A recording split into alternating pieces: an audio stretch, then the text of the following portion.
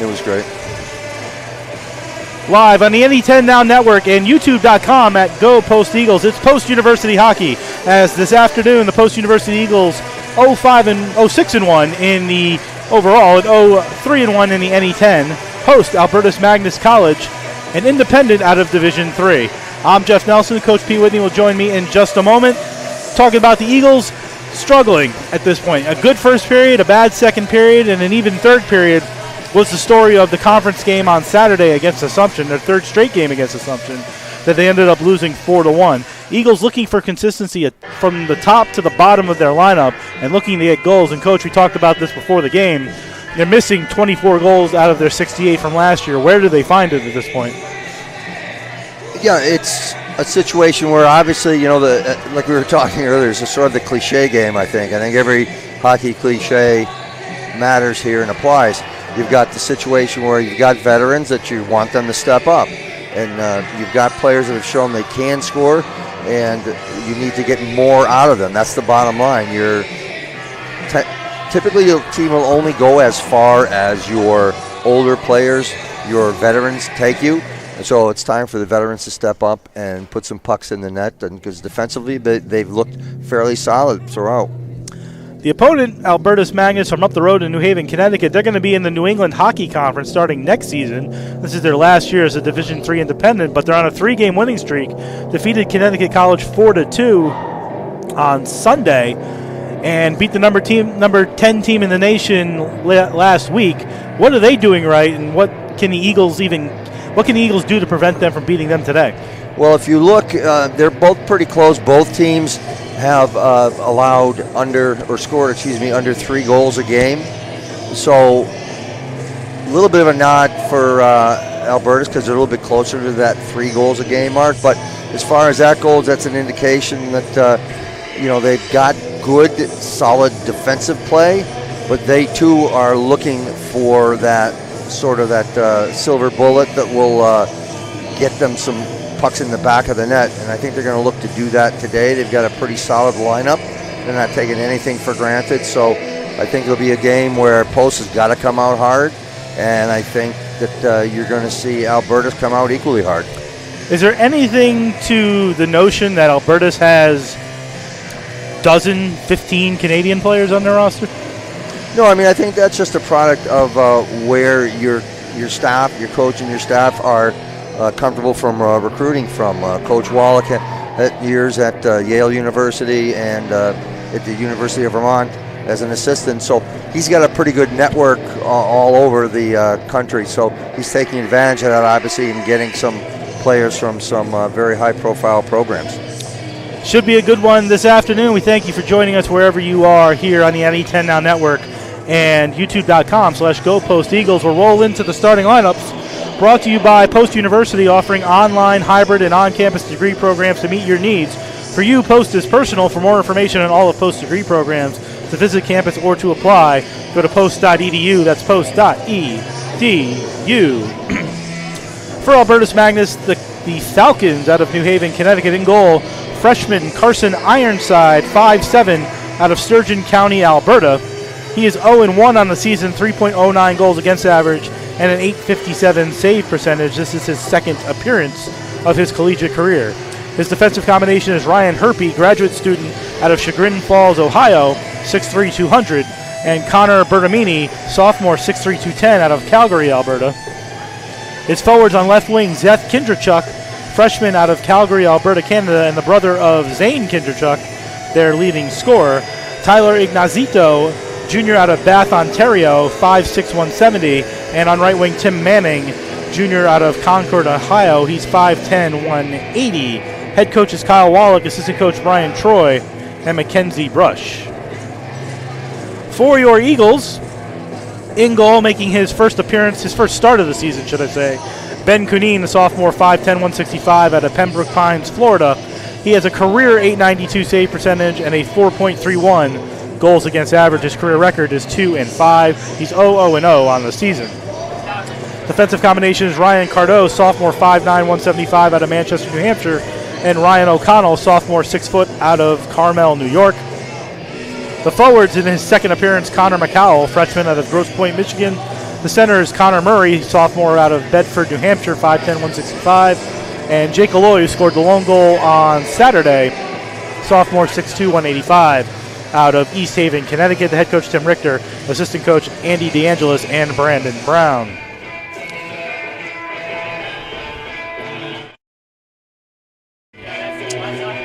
Teams getting ready to take the ice here in Shelton this afternoon, where they'll do the starting lineups on the ice.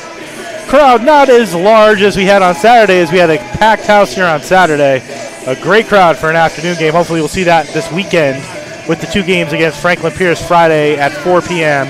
and Saturday at 1 p.m., both here at the Sports Center of Connecticut in Shelton, Connecticut. But a Tuesday afternoon type of crowd, get out of the office, grab a drink, and get on over here. Yeah, this is actually back when I first started. It was pretty typical to have an NE10 game because we had the unbalanced 3 games.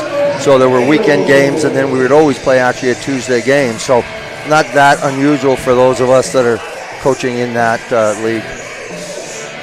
But either way, good NE10 action, good Division II action as the teams take the ice. And Coach, we have the Ask the Broadcast segment that we announced during the game on Saturday. We do have a couple of questions from people who reached out to us. Great.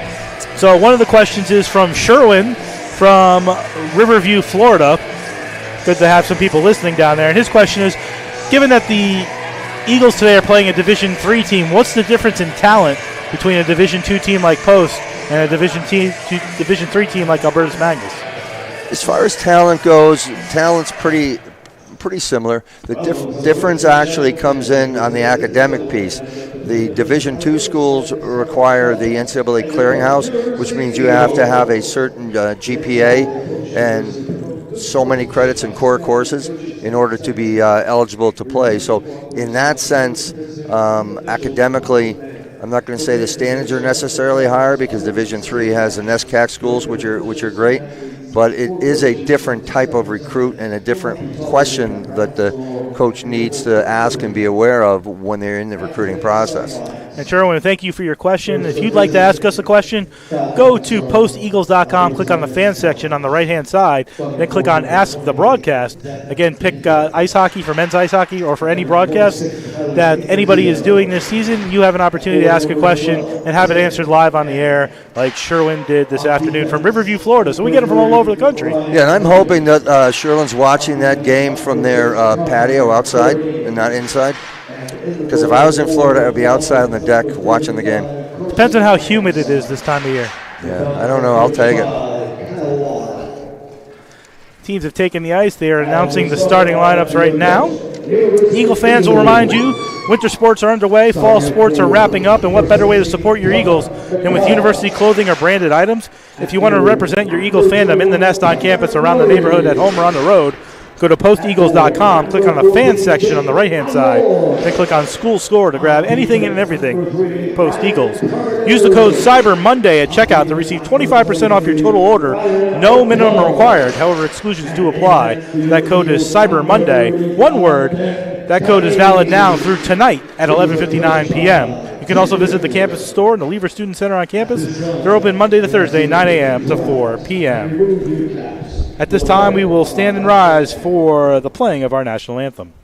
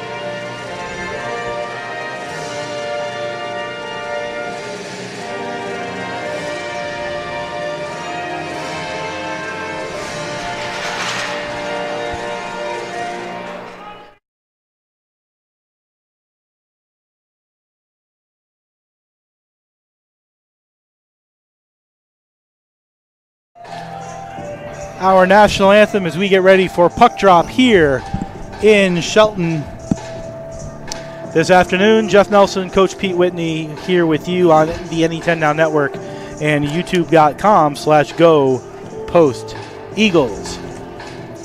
Albertus Magnus will be in their, we'll call them dark blue, kind of Maine-like jerseys, as Coach said earlier.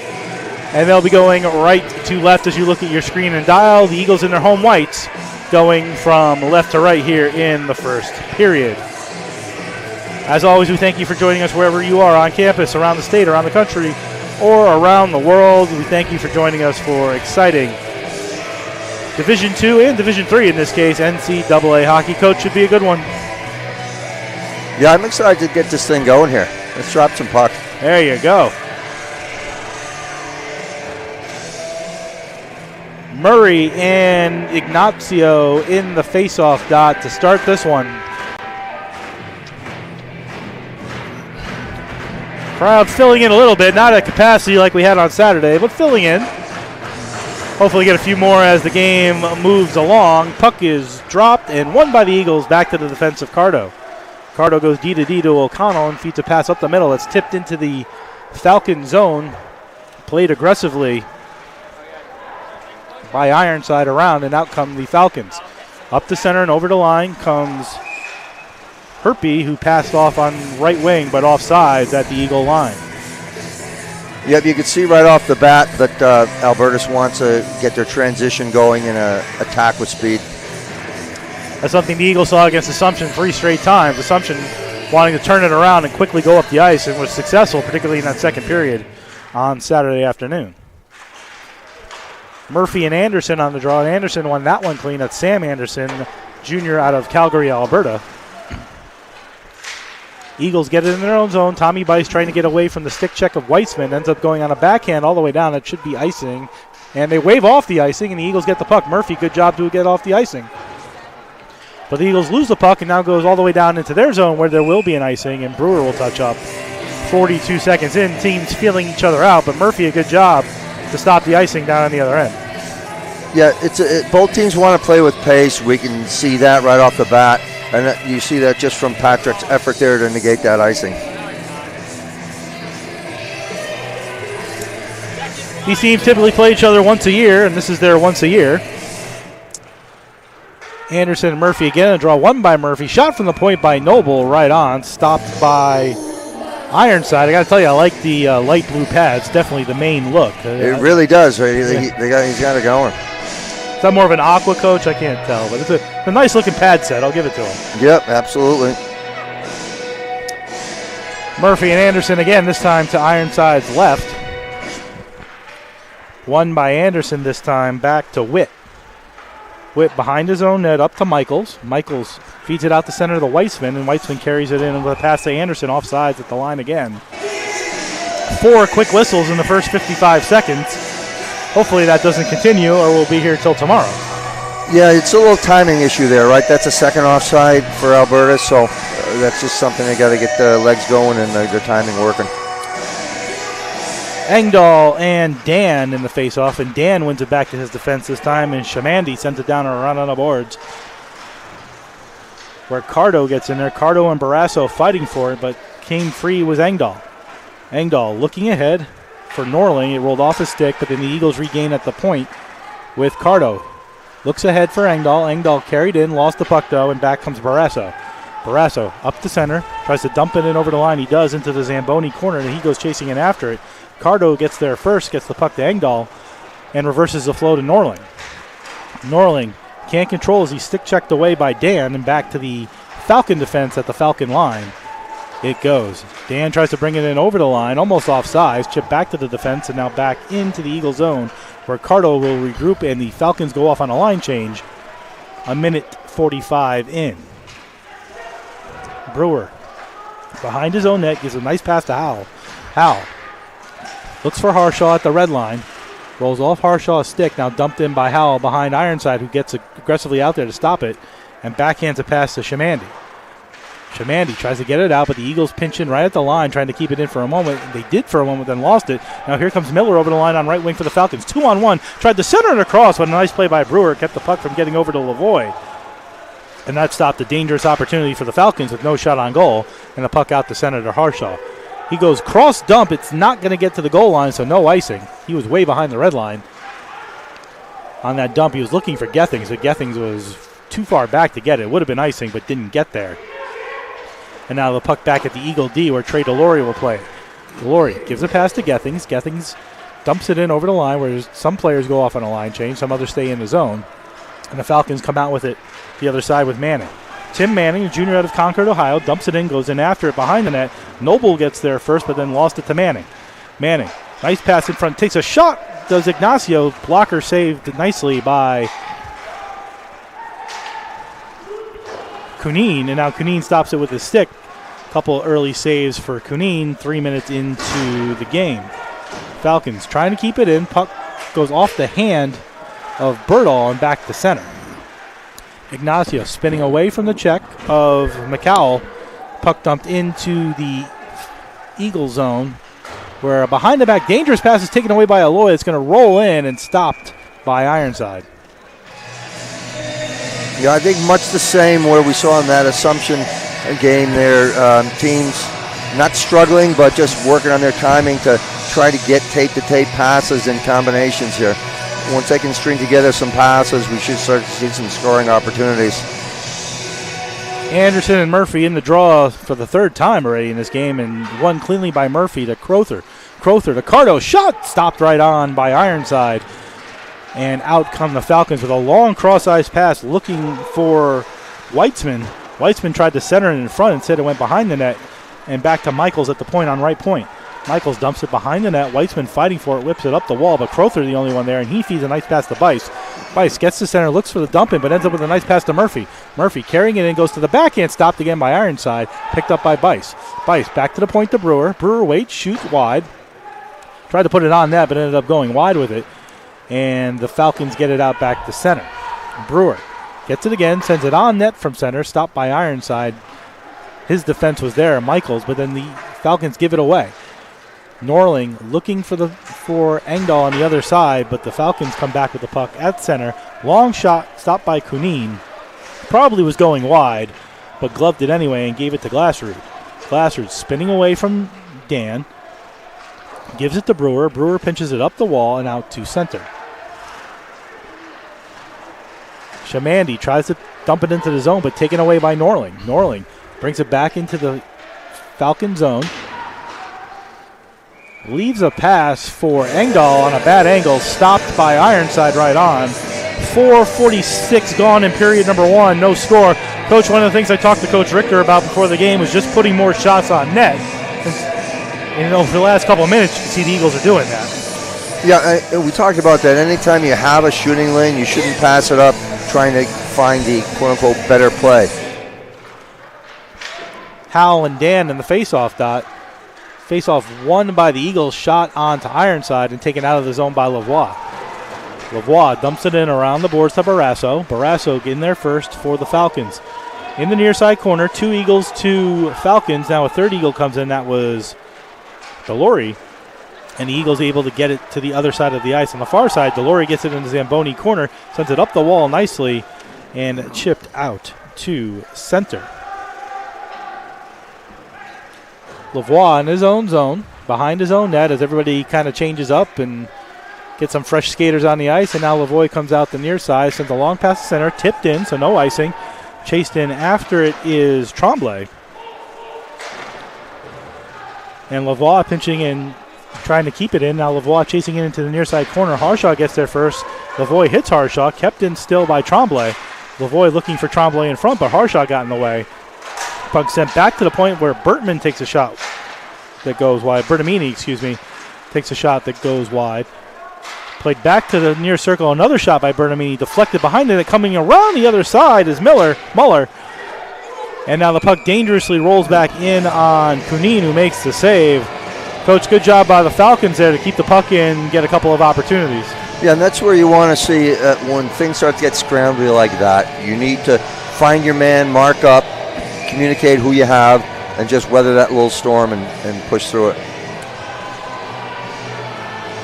Ignacio and Murphy on the draw. Won by Murphy, but kept in by Bertamini, who sends it into that Zamboni corner area. Ignazito fighting for it. Murphy gets it, sends it over here to Brewer. Brewer now trying to get it out, goes high off the glass. Again, would have hit the roof last year upstairs. Here downstairs, it played on and rolled all the way into Ironside, who makes a glove save with 6:23 gone in period 1. Yeah, good pressure by Post there. Again, we talked about that first period, similar to first period against Assumption. Keep it simple, get pucks to the net. Don't skate wide, get to the net after you shoot, look for those rebounds. Murphy and Ignazito to Ironsides' left, won by Ignazito. Played up the wall to Kindrachuk, Zeth Kindrachuk. We've got Zeth and Zane. This is Zeth, who conveniently wears Zeth on his jersey and not Kindrachuk. Pass ahead, looking for Zeth Kindrachuk. He goes off his stick. He's chasing after. Icing waved off. Brewer gets in front of Zeth Kindrachuk. And now it's played into the corner where Ignazito's playing it, but Zeth comes away with it. Zeth comes over here for Witt. Witt with a shot toward the net, stopped by Quinine. He can't control the rebound, though. And it goes behind the net where Glassrud takes out, looks like Weitzman he took out, but the puck ends up on Zeth Kindrachuk's stick. He sends it toward the net again, deflected right on, off the blocker of Quinine and out the center as the Eagles wipe it away and go for a quick line change. Back quickly comes in Michaels. Harley Michaels in over the line with a shot, glove side high. Just missed the corner. It goes behind the net now and off the netting after a pass to the point to Witt. And Coach, good job by Albertus there to just get the puck off the line change. Raced right in, and Michaels just missed that top corner. Yeah, and earlier in that shift, it was really, that puck had eyes. It was a great cross-ice pass from Zeth to this weak side defenseman that kind of got things started. And again, that little bit of a flurry for Albertus. And Zane has Zane on the back of his jersey and wears number 4. Zane sends it toward the net, the team's leading scorer, stopped by Quinine on a little wrist shot from the rim of the far circle. And Zane has 5 goals and 4 assists to lead the team with 9 points on the season. Anderson and Murray in the draw. Murray wins it clean back to Delory. Delory goes to Aloy. Aloy trying to get out with a pass, looking for McCowell, but it ends up on the stick of Noble. Noble goes across the ice to Aloy over the line. Aloy tried to center it in front, looking for a stick, just missed it. Ended up behind the net. Now a re-center deflected off Ironsides' stick and out to center. Noble at his own line, goes back to McCowell. Now he goes D to Delory on this side of the ice, near side. Delory goes high in the air, pops it just over Ironside, where Witt will play it out the center, but taken by Weissman. Weissman of the Falcons in with Delory behind him over the line, takes a shot blocked by Delory. Now he tries to come out in front. Delory takes it again, and Quinine does the splits to make a save. Back to the point to Bertamini with a shot taken deflected behind the net, and out come the Eagles. Norling got to the blue line and lost the puck on a check.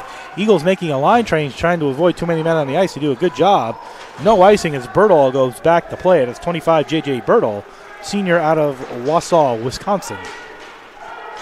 Icing here as the puck sent back into the Eagle zone, and Cardo goes back to get it. 8:35 in the period 1. No score here in Shelton.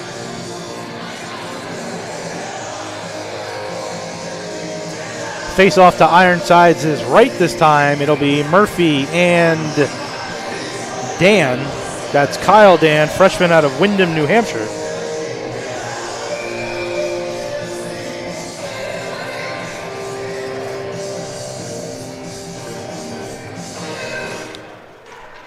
Face-off won by Dan behind the net. Berdahl tried to play it, but Crowther down there fighting for it along with Murphy. 3-on-2 for the Falcons down there, and the Falcons come away with the puck. Here's Berdahl.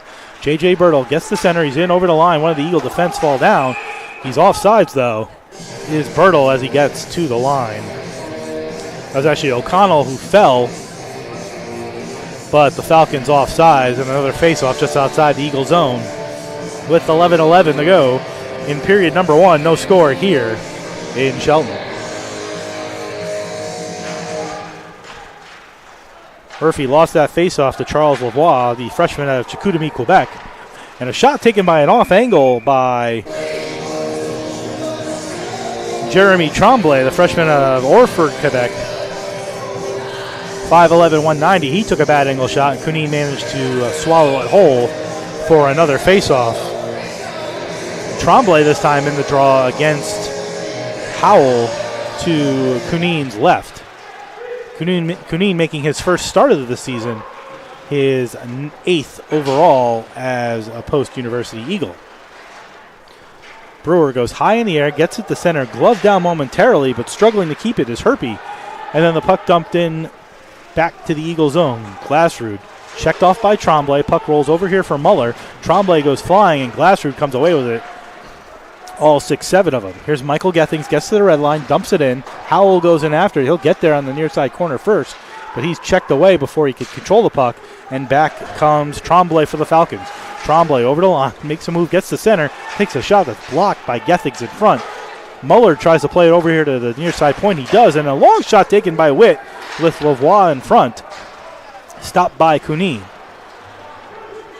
Muller centers it to Michaels. Michaels with a shot that's blocked in front again, this time by Mosher. Good play there by Mosher, as Muller had a shot from 25 feet out. Puck dumped back in the Eagle zone, and Falcons controlling the play at this point over the last minute or so, and Delory will start behind the net where Zeth Kindrachuk chases him out. Here's Delory. Delory with some speed, looking ahead. Might have been better to carry it. Gives it away to Ignazito. Ignazito in over the line, holds, waits, fakes, stopped by Kunin. Nice stop. Rebound. Witt fanned on it. He had a good opportunity from the right point. Fanned on his shot. Now a little bit of a fire drill. Michaels back to Witt, center point. Witt comes over, takes a shot, looking for a deflection in front or a screen. Ends up on the stick of Manning. Manning to Ignazito. He tries to go behind his back. Couldn't do it. Now ends up back to the left point to Witt, who goes D to D to his defense partner, Michaels. Michaels tries to send it toward the net again, looking for a deflection. Delory's the one who picked it up. It rolled off the top of the glass and back to Witt at the point. Witt for Ignazito in the circle. Comes back to Witt. One-timer. Shot stopped by Kunin through a maze of legs. And now here's Harley Michaels. Michaels toward the net again. Deflected in front. Nice stop by Kunin. His best set of saves there, as Manning got a stick on it and then a backhand back into Kunin, and the Falcons controlling the puck in their zone for well over 40 seconds. 4 big saves by Kunin during that series. Shows he's ready to go today, but the Eagle defense needs to be a little stronger. Yeah, that was a good job by Ben. A lot of traffic in front. Did a really good job, solid, locating that puck through traffic. Poised on top of his crease. Good saves there. As you say, Coach, always got to be the best player is the goalie. In this case, so far, he has been. Anderson and Murray on the draw. Anderson wins it back to Levin. Levin sends it off a deflection into that Zamboni corner where Weitzman plays it down behind the net to Anderson. Anderson and Zane Kindrachuk down there fighting for it. 3 Eagles now down there fighting for it with 8:50 to go in period number 1. No score, but the play being led by the Falcons so far. And Cardo out the center, gets around the defense. He chases after, tries to avoid the icing. He gets to it, centers it in front. Aloy save, rebound shot by Murray goes wide.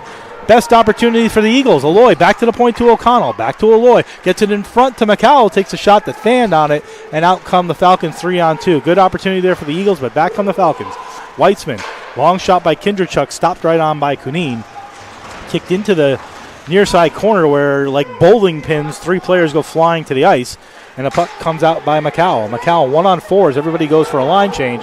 Gets to the red line, dumps it in, goes off on a line change himself. Everybody now going for a line change, except the 2D of the Falcons who need to get it out of the zone in Chamandi and Bertle. Back on the Eagles. Here's Crowther with a centering pass in front looking for Murphy's stick. It got Murphy's stick, but wide than the net. And then a long pass up the middle looking for Zane Kindrachuk, but too far. And icing the call as Delory gets back there. 12-13 gone, period 1. No score. Coach, the Eagles' best opportunity just a moment ago. Yeah, it's been an interesting period, right? There's been offsides. There's been, I think, far too many icings. And then there are these really great instances where legitimate scoring chances. Crowther and Dan in the face-off. Crowther wins it back to Murphy, who goes on a light backhand that'll be easily stopped by Ironside. Probably not even a save. That was going wide. He just gloved it. Murphy might have been better there to let Noble take it from the point and have a one-timer, but Murphy aggressively trying to make a play there. Ends up with a backhand on the goal to Ironside.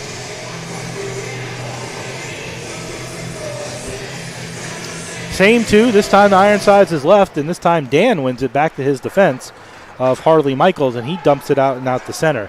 Kerwin chasing after Delory, trying to get away from Kerwin. He does, goes across the ice to Crowther, who brings it back into his own zone momentarily and then takes it out. Gets to the red line, goes cross dump to Tommy Bice.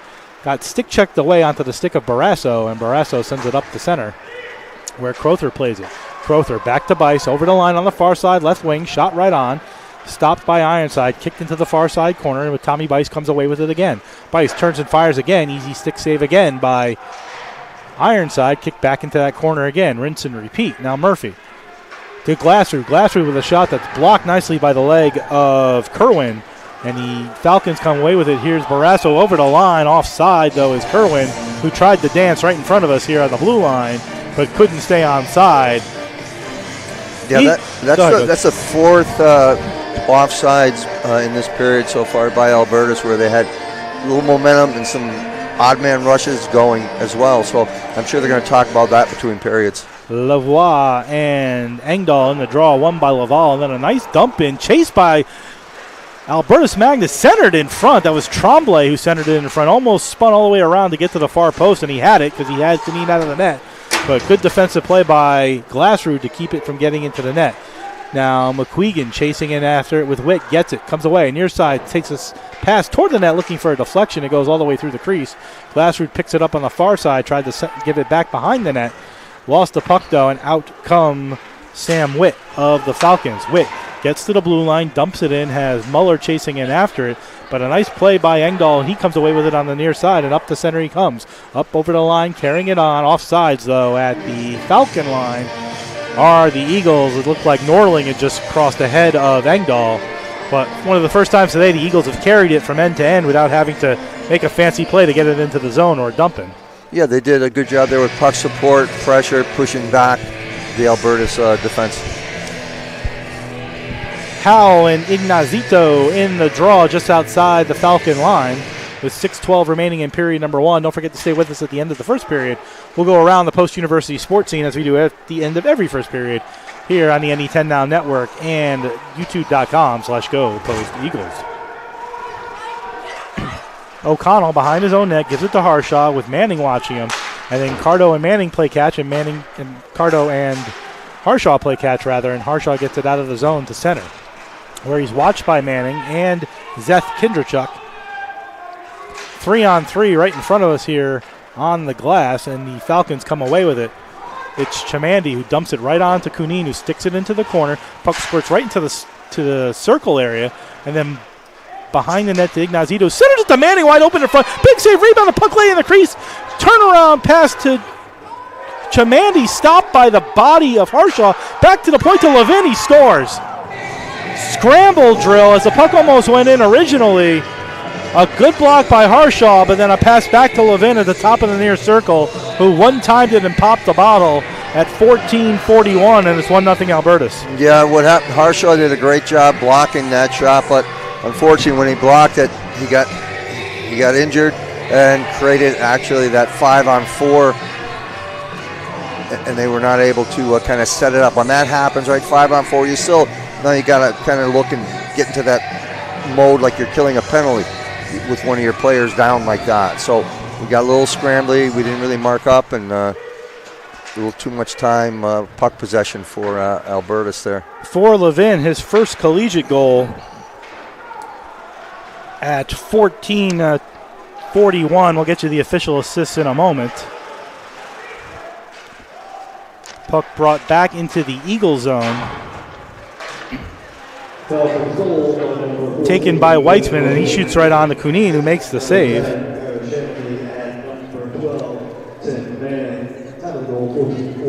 Assist to Eric Chamandi and Tim Manning at 14:41. So officially it's Levin, his first collegiate goal, the freshman out of Saint-Anne-de-Lac, Quebec, formerly of Salmon Arm, maybe my favorite team name right now, Salmon Arm. Assists to Eric Chamandi, the freshman out of Montreal, Quebec, his first collegiate point, and Tim Manning, who got his 6th assist of the season. All of that excitement at 14:41. Puck won again by the Falcons, sent around the boards. Played over on this side by Kerwin, but the Eagles fighting after it. Wyatt Noble trying to come away with it. Gets up the wall and gets it out with the Eagles' opportunity. Here's Crowther. Possibility of a 3-on-2. Crowther tried to feed it to Murphy, who stopped skating. If he had just gone toward the goal, he might have gotten that puck. Instead, it comes back to the Falcons. And they bring it out. Bertamini brings it into the middle to a shot of Dan right on. That's Kyle Dan, freshman out of Windham in New Hampshire, with a shot through the slot. Right on. After the opportunity for Crowther down on the other end. Yeah, and Albertus right there on that rush, pushing the pace. Post needs to mark up, turn and face, and pick players up, not allow them to come in and get those grade A's. Tremblay and Engdahl in the draw to Kunin's left. Won by Engdahl to Glassrud. Glassrud to Brewer, pops it up in the air after taking a hit, looking for McQuegan. Engdahl trying to get it, gets to the blue line, dumped it in though, and taken right back by Albertus, who sends it to center. Glassrud on his side of the red, dumps it right onto Ironside. That's Carson Ironside, freshman out of Sturgeon County, Alberta. Glassrud passed to Norling offside at the Falcon line. 4 minutes even to go, first period, 1-0 Albertus. And for the most part, they've controlled the play. The Eagles have had one solid opportunity and a bunch of shots on goal. They will get credited with shots on goal, but will be somewhat misleading in regards to the opportunities they've been so far. Yeah, absolutely.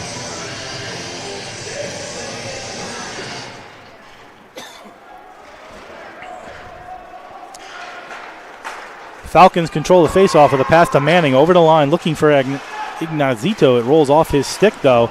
McCowell getting there, fighting with Murray. Now 2-on-3 for the Falcons, and Witt ends up taking the puck up in the air and finally squirts free. And here comes Murray. Murray gets to the line, dumps it right on into Ironside again, who kicked it into the corner where Jake Aloy had it, and he lost it off his stick, and out come the Falcons again. A couple of bird teams. Here's Ignazito, sends it toward the net, pop up in the air by Kunin. And back comes McCowell. McCowell tries to get it in, leaves it for Murray, who takes a big hit after the end of it by Manning, and Ignazito tries to keep going with it. Cardo stopped him, and the Eagles dump it back in behind the net where Ironside will play it. Ironside still has it, being watched by Bice, passes it on the far side behind the net where Crowther was. They reverse the flow, still trying to get it out of the Falcons, and they finally do in a high dump past O'Connell where Anderson will go after it. Anderson.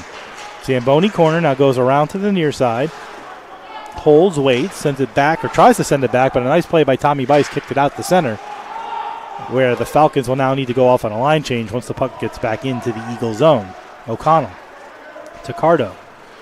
Cardo carries it out. Near side, gets to the red line, takes a big hit by Anderson. Now on the stick to Crowther, turns and fires, popped up in the air and behind Ironside.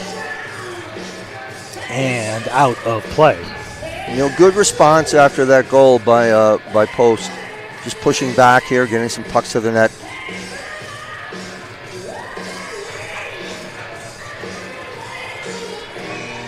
Howell will take the draw with Dan to Ironside's left.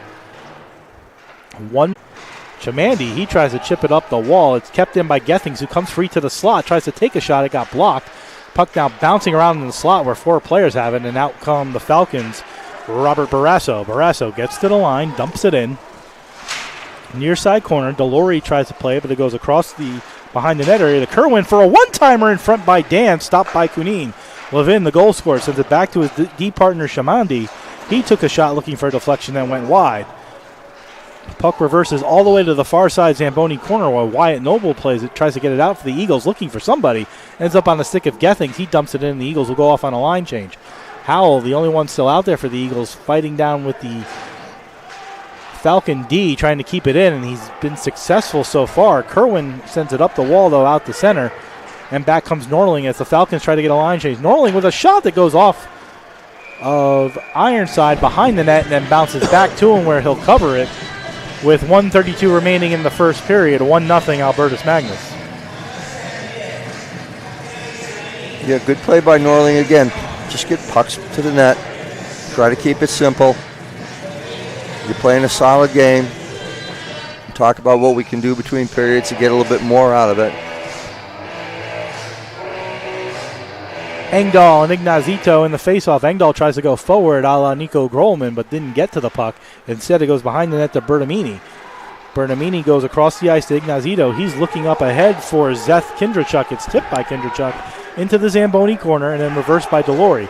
Manning, though, is the first one there, and the near side corner spins away with it. Goes back to Bertamini, goes D to Herpy. Herpy tries to take a shot that goes wide, and out comes Engdahl. Engdahl, long cross-ice pass to Norling. It goes off his pad. He tried to catch it. It went off his pad into the zone and taken away by Herpy over to Bertamini. Bertamini and Ignazito looking to get it up to Manning. It gets by Manning, goes all the way back to Glassroot. It'll go cross the ice to Crowther. Crowther to Engdahl. Carries it in over the line on left wing. Takes a big hit in front of the Albertus Magnus bench, but managed to get it on the near side wall to Crowther. Taken by Lavoie. Lavoie tries to go back to his defense and dangerously, but Bertamini was there first, and Bertamini sends it back to center, but gloved by Cardo, and right back in it goes. Crowther chasing in after it. Herpy gets in front of him. Centering pass by Bice, couldn't get it to Murphy, and then kicked back out to center where Cardo will play it again. O'Connell gets to the blue line. He dumps it in around the boards to Bice. Bice on the near side looking to center it off his stick to Bertamini. Now Bice and Bertamini are fighting for it behind the net with 10 seconds remaining in the first period. Murphy goes back there to help Bice.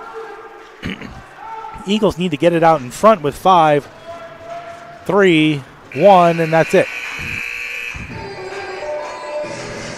So Falcons controlled the play for most of the first period. Eagles came back, didn't get some great opportunities, but had some opportunities and some control of play, particularly in the last 3 minutes. Coach, what do you say going into the locker room and 1-0 deficit? Well, you're 1-0 against a very skilled team, a team with good stick skills that's been able to find some seams. So you need to talk about that. In between the hash marks there's a soft spot. They were collapsing a little bit, and we're allowing them into that house area. They need to clean that piece up for sure. That's where we are after 1 period of play. The Albertus Magnus College Falcons lead the Post-University Eagles 1-0 after 1 period of play. We'll come back with our first intermission. A look around the Post-University sports scene in 2 minutes. You're listening and watching the Post-University Hockey on the NE10 Now Network and youtube.com/GoPostEagles.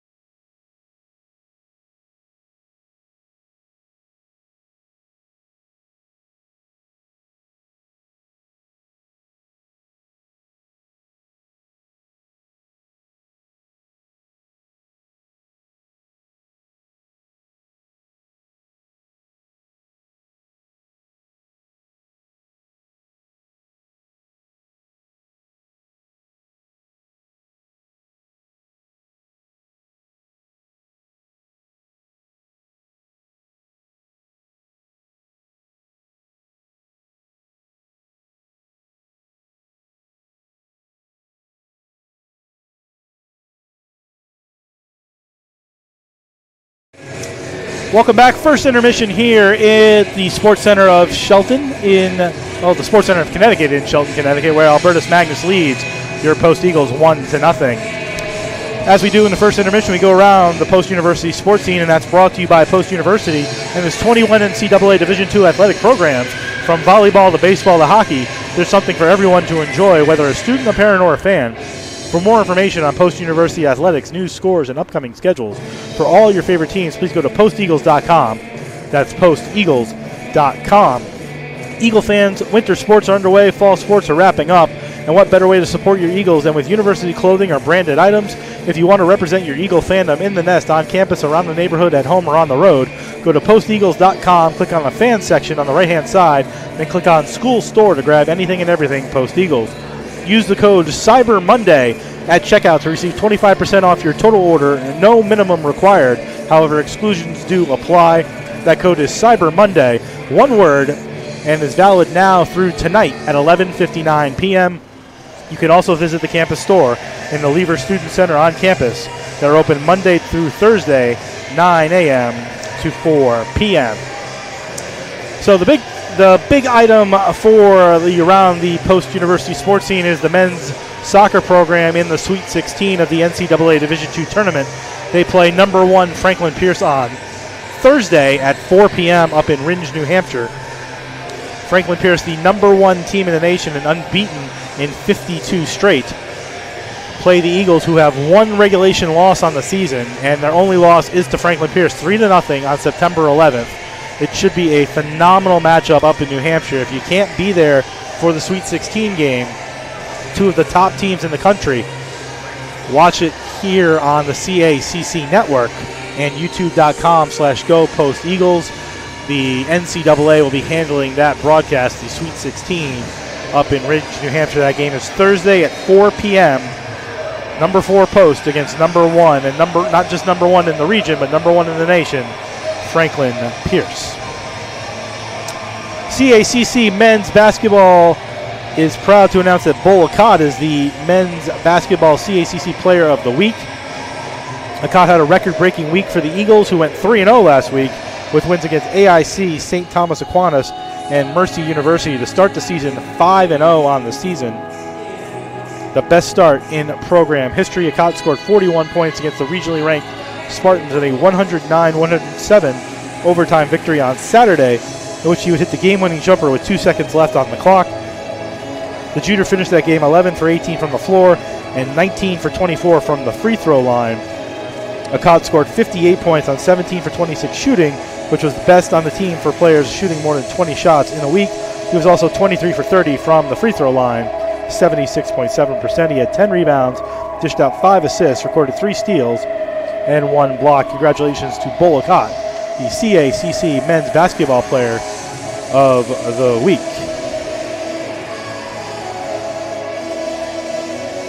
On the women's side of the ledger, for the first time this season, post-university women's basketball found themselves earning weekly awards, as graduate forward Taina Pagan was named co-defensive player of the week, while graduate shooting guard Maya Klein made the CACC honor roll, announced this Monday. Pagan, co-defensive player of the week, dominated on both ends of the floor for the Eagles during their 1-1 week over the holiday break. Despite a loss to St. Thomas Aquinas, Pagan had an all-around effort in that game with 9 points, 15 rebounds, 4 blocks, and 2 steals, registering her second double-double of the season against 4th regionally ranked Southern New Hampshire. Pagan scored 12 points, grabbed another 10 boards, while manufacturing 2 steals and a block. Pagan averaged a double-double with 10.5 points per game and 12.5 rebounds per game, while tackling 5 blocks and 4 steals. As we mentioned, Maya Klein on the honor roll, she had a standout week for the Eagles, leading the way with 17 points per game and an impressive shooting percentage.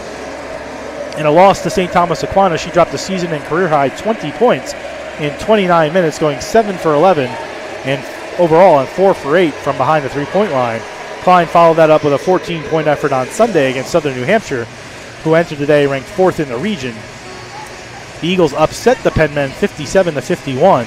Overall for the week, Klein would shoot 54.5% from the floor and 53.3% from three-point range.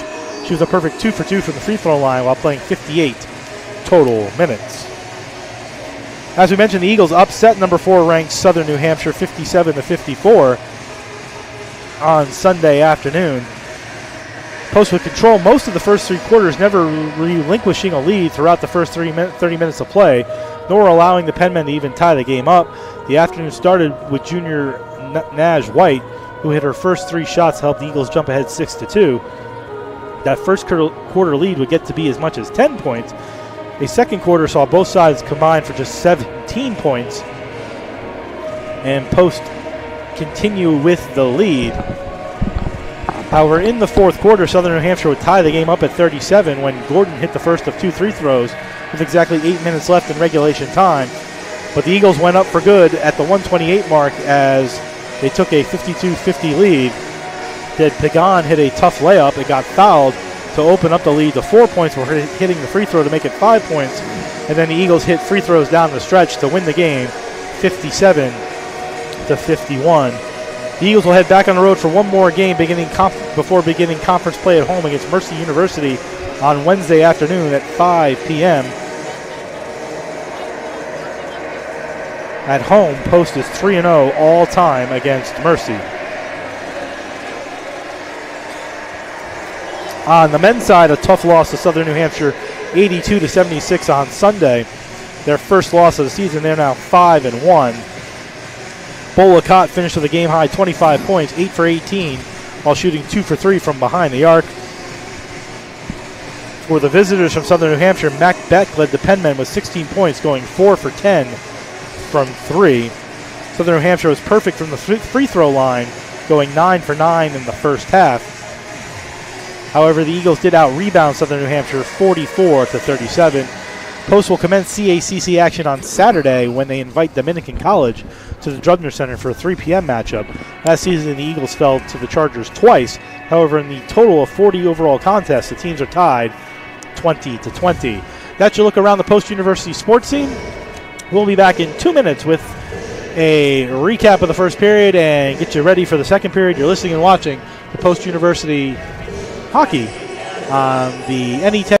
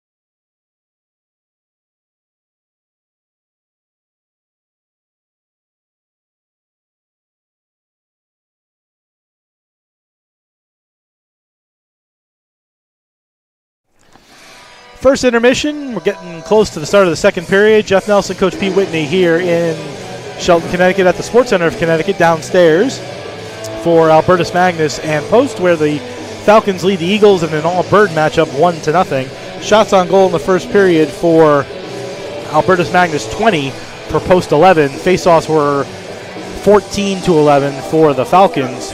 Only goal at 14:41 for the Falcons by William Levin, his first career collegiate goal, assisted by Eric Shamandi and Tim Manning to give the Falcons a 1-0 lead. Overall, not a terrible period by the Eagles, but the Falcons out shooting him 20-11 had the far better opportunities and a 1-0 lead.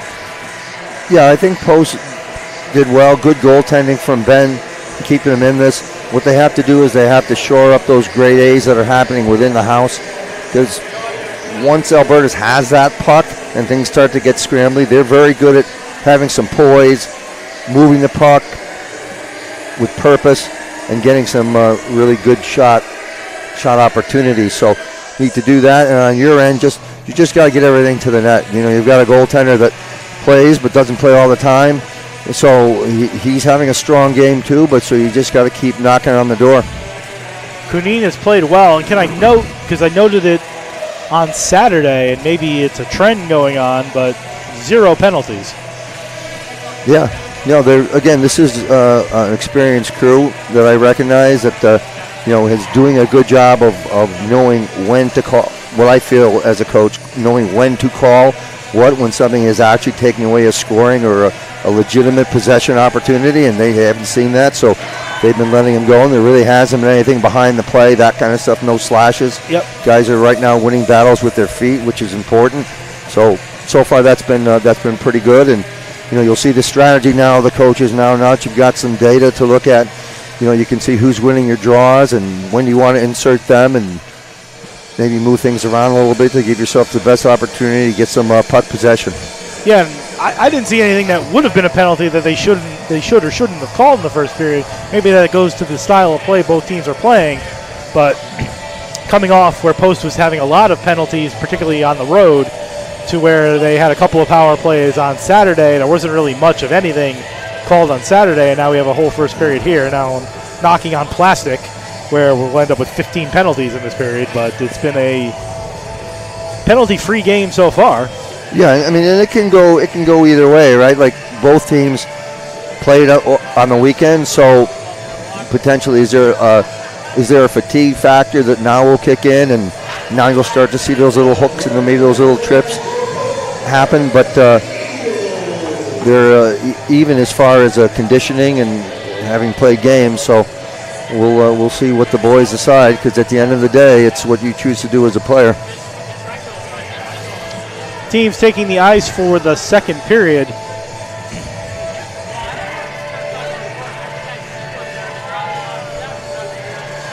Here in Shelton this afternoon, teams have switched sides for the second period.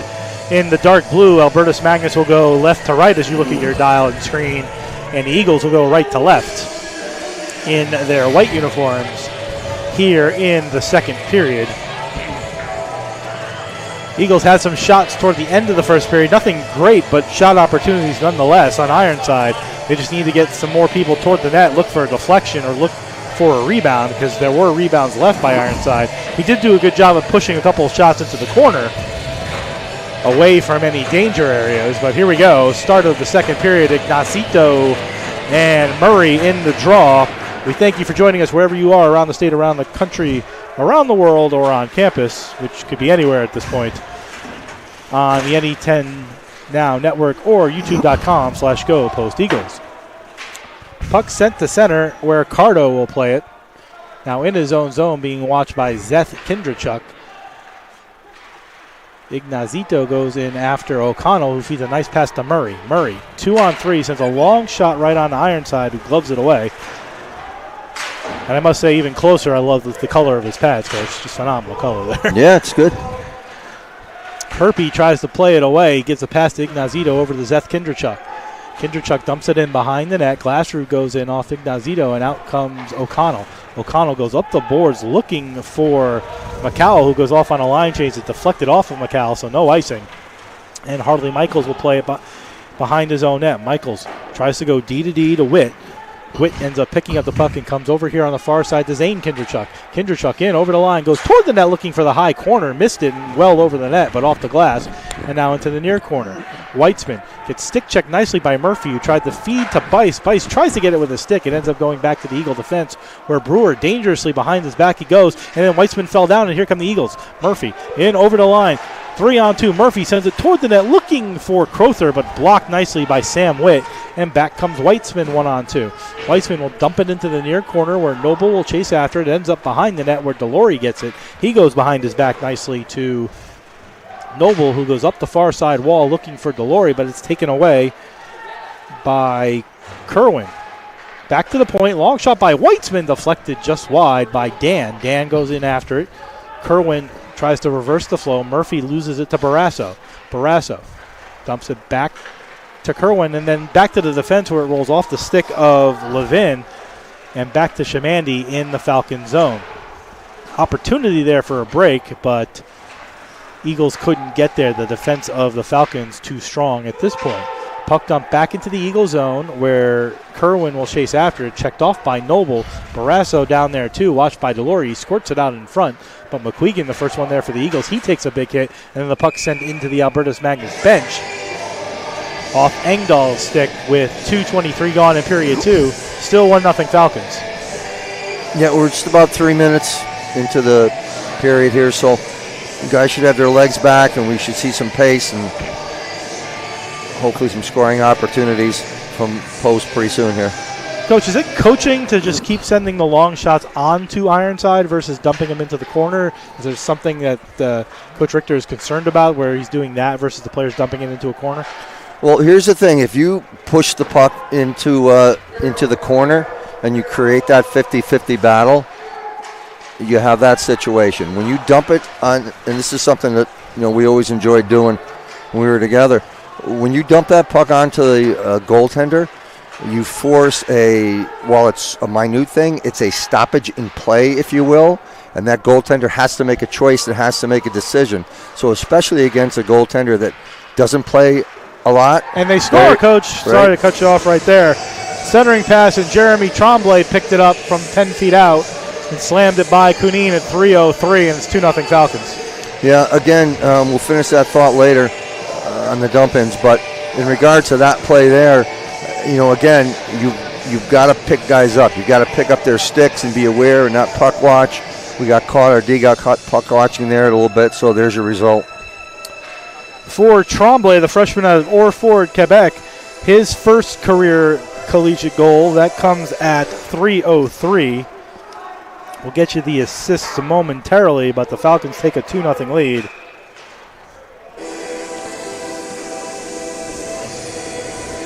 Only his third game, Tremblay, formerly of the Cranbrook Bucks in the BCHL. We'll get you the assists in a moment. Yeah, that's a strong league, BCHL. Face off to Kunin's right, won by the Eagles to Brewer.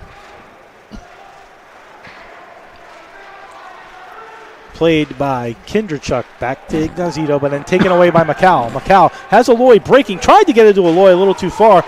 No icing because Ironside came out to play it.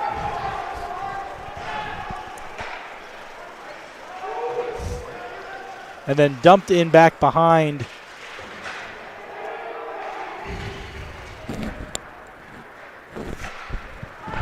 Ironside. Murray plays it to Macau, who dumps it in this time to the left of Ironside. Michaels chases after, takes a big hit by Glassrud, who was way down behind the net. And then back come the Falcons. Manning over the line, makes a fancy move, comes in with a big stop by Kunin. Played back to Tremblay, and a whistle. Not offsides. I think it's too many men on the ice for Albertus Magnus at 4:09. Coach, is that what you saw on that? Yeah, I saw it looked like it was too many, but I'm trying to see what he's doing here because there's there's the door open. There we go.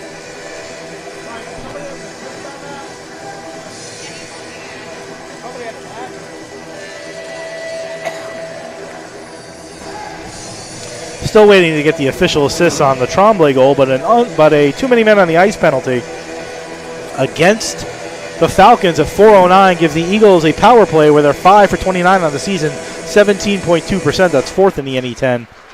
Yep. The Falcons are 29 for 34 on the kill, 85.3%. This could be just what the doctor ordered. Shot from the point from Murray, stopped by Ironside, who then found the rebound and gloved it.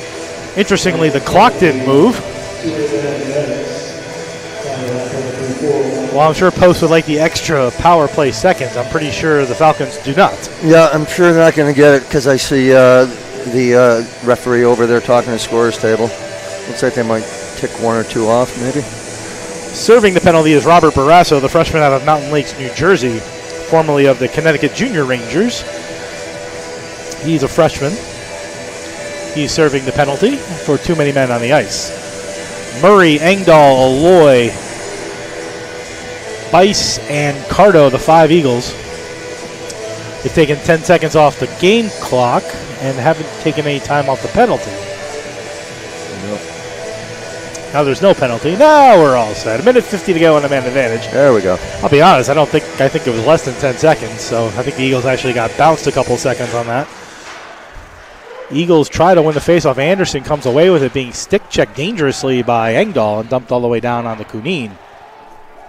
First power play of the game. I jinxed it. There's the first penalty. And here comes Cardo. Goes behind his back to Bice in his own zone, gets to the blue line, carries it into the red line, looks for Murray. Murray dumps it in. Aloy goes in after it on Herpy. Bice fighting for it. Puck comes free on the far side half wall, and here's Engdahl. Engdahl at center point. Looks toward the net, but takes a bad shot, deflected right off the stick of Dan, and here comes Dan at center, 2-on-2 over the line. Dan, long shot, gloved by Kunin. It was going to go wide, but Zane Kinderchuk was charging the net, and Kunin decided to get the whistle instead of letting it go around the boards. Yeah, that's a good play. There were two Albertus on the far side, so chances are they would have recovered that puck even if it went wide. So that's a good way to kind of melt it down and allow line change. 1:13 on the man advantage. Puck won by the Falcons. Long shot taken right on by Michaels, stopped by Kunin. Then behind the net, the Eagles take a penalty. A trip, probably. Yep, it's a trip.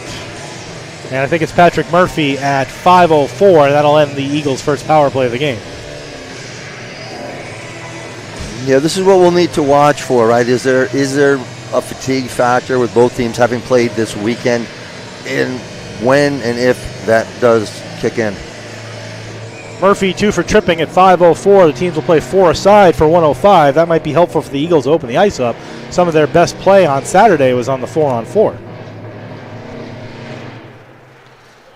Puck won by the Falcons to Witt. Witt to Michaels. Michaels closing in, takes a long shot, stopped by Kunin right on. Puck bounces into the slot where Manning tries to turn around with it, stopped by Kunin again. Kicked into the near side wall. Ignazito plays it on the near side, goes behind the net for Delory, but it pops back to Michaels. Michaels makes 2 people fall down, continues into the slot, cruises, takes a shot, blocked in front nicely by Engdahl. Back to the point to Witt on the left side, comes over here for Ignazito for a one-timer, stopped by Kunin. Through a maze of players, somehow it got to Kunin, and he kicked it into the corner. And then Michaels takes it away again. He's taken down, no penalty. Brewer has it behind the net in the first 40 seconds of this 4-on-4, dominated by the Falcons. Delory tries to pick it up behind his net, finally gives it to Engdahl with 18 on the 4-on-4. Engdahl carries out, gets it to center finally, and now looking for McQuegan, but rolled off his stick and played by Berdahl. Up ahead to Witt on right wing, over the line. Witt takes a shot, stopped by the shoulder of Kunin. Witt takes it behind the net, goes the other way, leaves it for Weitzman, and the power play is on for the Falcons as the penalty expires. A turnaround shot by Weitzman as he came in front of the net, rolls up the wall to Berdahl. Berdahl plays it to Weitzman. Back to Berdahl, center point as the umbrella is set up. Weitzman waits, gives it down low. Muller goes across, back to Berdahl. One-timer, fanned on it. It kind of fluttered on him and went behind the net. Back to Berdahl, center point. Berdahl holds, gives it over here to Muller. Takes a one-timer shot, blocked in front, never got to Kunin. It ended up rolling behind the net with 20 remaining on the man advantage. Berdahl again. Berdahl back to Muller, to Weitzman, Tries to go across, ends up on a eagle stick and sent all the way down the ice with 10 remaining on the man advantage.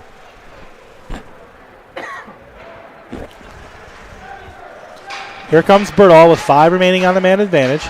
Over to Anderson on right wing. Anderson tries to get around Noble. Power play expires. Both teams 0 for 1 on the man advantage on small power plays. And then a one-timer by Barrasso at the face-off dot on the far side on the centering pass by Anderson. And Kunin makes another save. Coach, basically from the time the 4-on-4 started till the end of the power play, full 2 minutes of puck time in the Eagle zone. Yeah, the Eagles need to get back to 5-on-5 here. And like I say, in the D zone, start marking up their players and communicating and knowing who you have. 2-0 Falcons. Long shot taken from the point by Levin. Stopped right on by Kunin again, who's been solid. Barrasso comes out the other side, gets it back to Levin. Long shot. Gloved by Kunin. It goes out of his glove and into the slot where Barrasso takes it.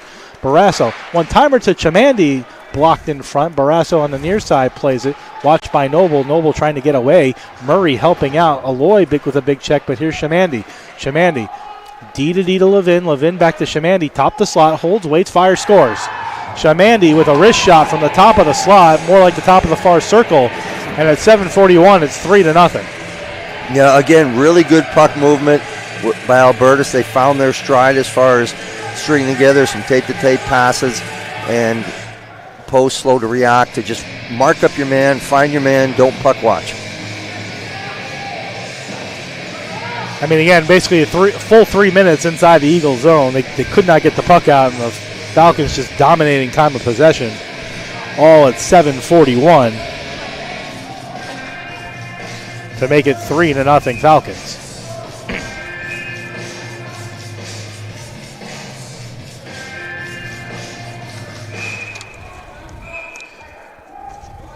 For Shamandy, his first goal of the season, so 3 separate players with their first collegiate goal, the freshman out of Montreal, Quebec. First assist will go to Levin. We'll see if there's a second assist in a moment, all at 7:41 of period number 2, and it's 3-0 Falcons. Falcons goal scored by number 10, Eric Channing, assisted by number 18, Kyle Dan, and number 14, William Levine. That's number 10, Channing, assisted by number 14, Levine, and 18. Ironsides covers the puck. I think there's going to be a penalty on the Falcons off the faceoff. Officially, it's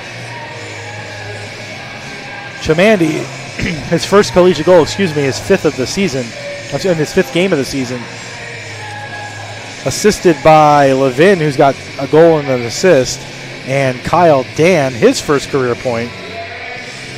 So a career night so far for the Falcons, who have several players who have all scored their first career goals or points tonight here in Shelton. 3-0 Falcons. Puck went back to Cardo at the Eagle defense. Sent in and around the boards. Played up the wall and out the center where Glassrood's checked by Zeth Kindrachuk. 3-0 Falcons. Herpy dumps it in, played by Cardo in his own zone. Gives to Glassrood, who dangerously passes it up the middle, taken away by Manning. Manning gives it to Herpy, who gets to the line, dumps it in around the boards. Cardo chases after it, but Manning gets there first. Now 5 players, now 6 players in the corner fighting for it. Now back to 5 players. Puck comes free behind the net where the Falcons will get there first. Just aggressively working the Eagles at this point, and then a holding of the stick, but no call with the referee watching right in front as Murphy's stick was being held like a lasso. But the Eagles come away with it. Bice gets to their line, dumps it in. Bernamini fights off Bice, chips it into the corner. Bice still fighting for it, gets some help from Howell, who tries to go around the net, checked off by Bernamini. Now Brewer pinches down with 9:05 gone in period number 2. 3-0 Falcons. Bernamini comes away with it, spins it up the middle, and then dangerously into Harshaw with a shot that just missed the net.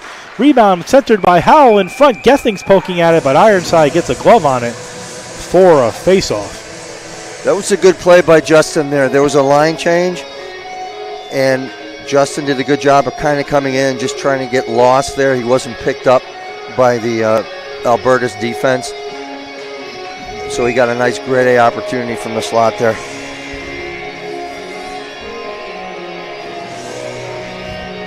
Anderson and Howell in the face-off to Ironside's left. 9:18 gone in period 2, 3-0. Falcons win the face-off. Michaels tried to get it out. He fanned on it and ended up going into Witt, and then there's going to be a high sticking penalty on Gethings for sticking Witt in the face. At 9:27, the Eagles are going to be shorthanded for the second time on a Gethings high stick. Gethings pleading his case, but I'll admit I've never seen a player win that. No, you don't often see the penalties reversed.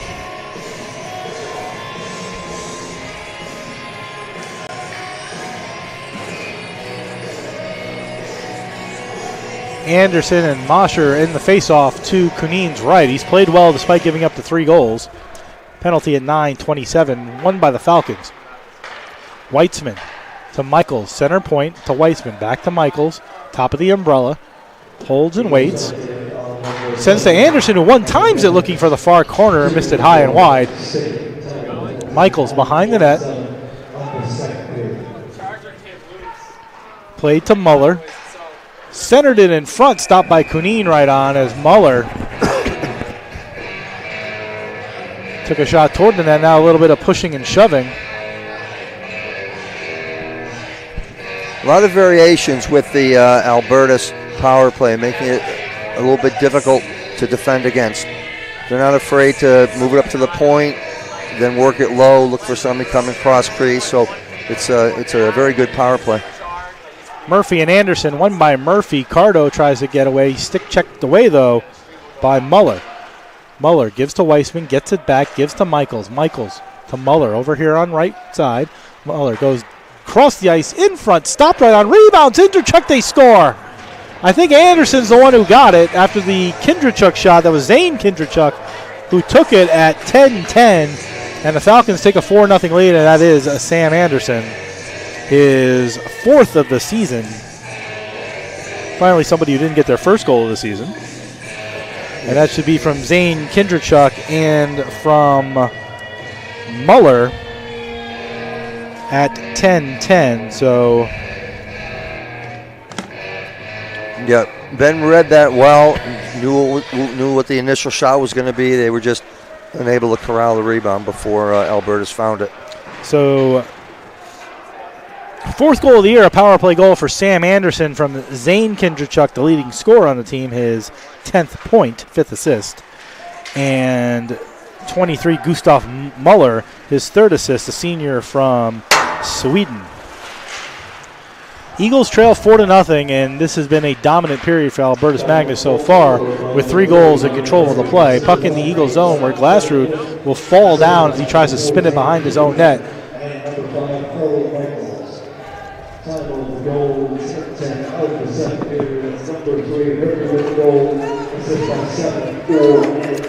Here comes McQuegan in over the line for the Eagles. He sends it toward the net, but deflected by Chamandi. And taken away by the Falcons. This is what you need. That was a good response by Hugh there, and you need that. You need a response after a goal. In front, centered, stopped by Kunin.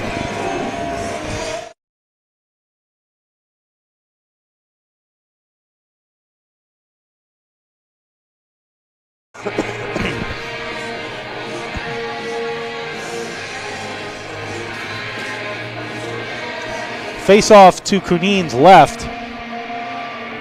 Lavoie, who we haven't seen out there for a while, and Murray. 8:43 to go in the second period. 4-0 Albertus Magnus. McCowell gets out of the zone, but being heavily watched by both Tremblay and Muller. Brewer sends it up the wall, gets it out of the zone, but right back to the defense of the Falcons, and Tremblay dumps it back in again, where Muller, all 6'3" of them, will go 6'1" of them, will go in after it. 6'1", 6'3", still taller than me. And here comes Aloy. Aloy dumps it across, looking for McCowell. Doesn't find him, but it's then the defense of J.J. Bertle of the Falcons. Tremblay goes back to Bertle, behind the net. Watched by McCowell with 8 minutes to go. Bertle, long pass taken away by Noble. Quickly on the Howell stick, but checked away by Muller, and back to Bertamini. Bertamini to Muller. In his own zone, sends a long centering pass too far. This should be icing as Noble goes back to play it.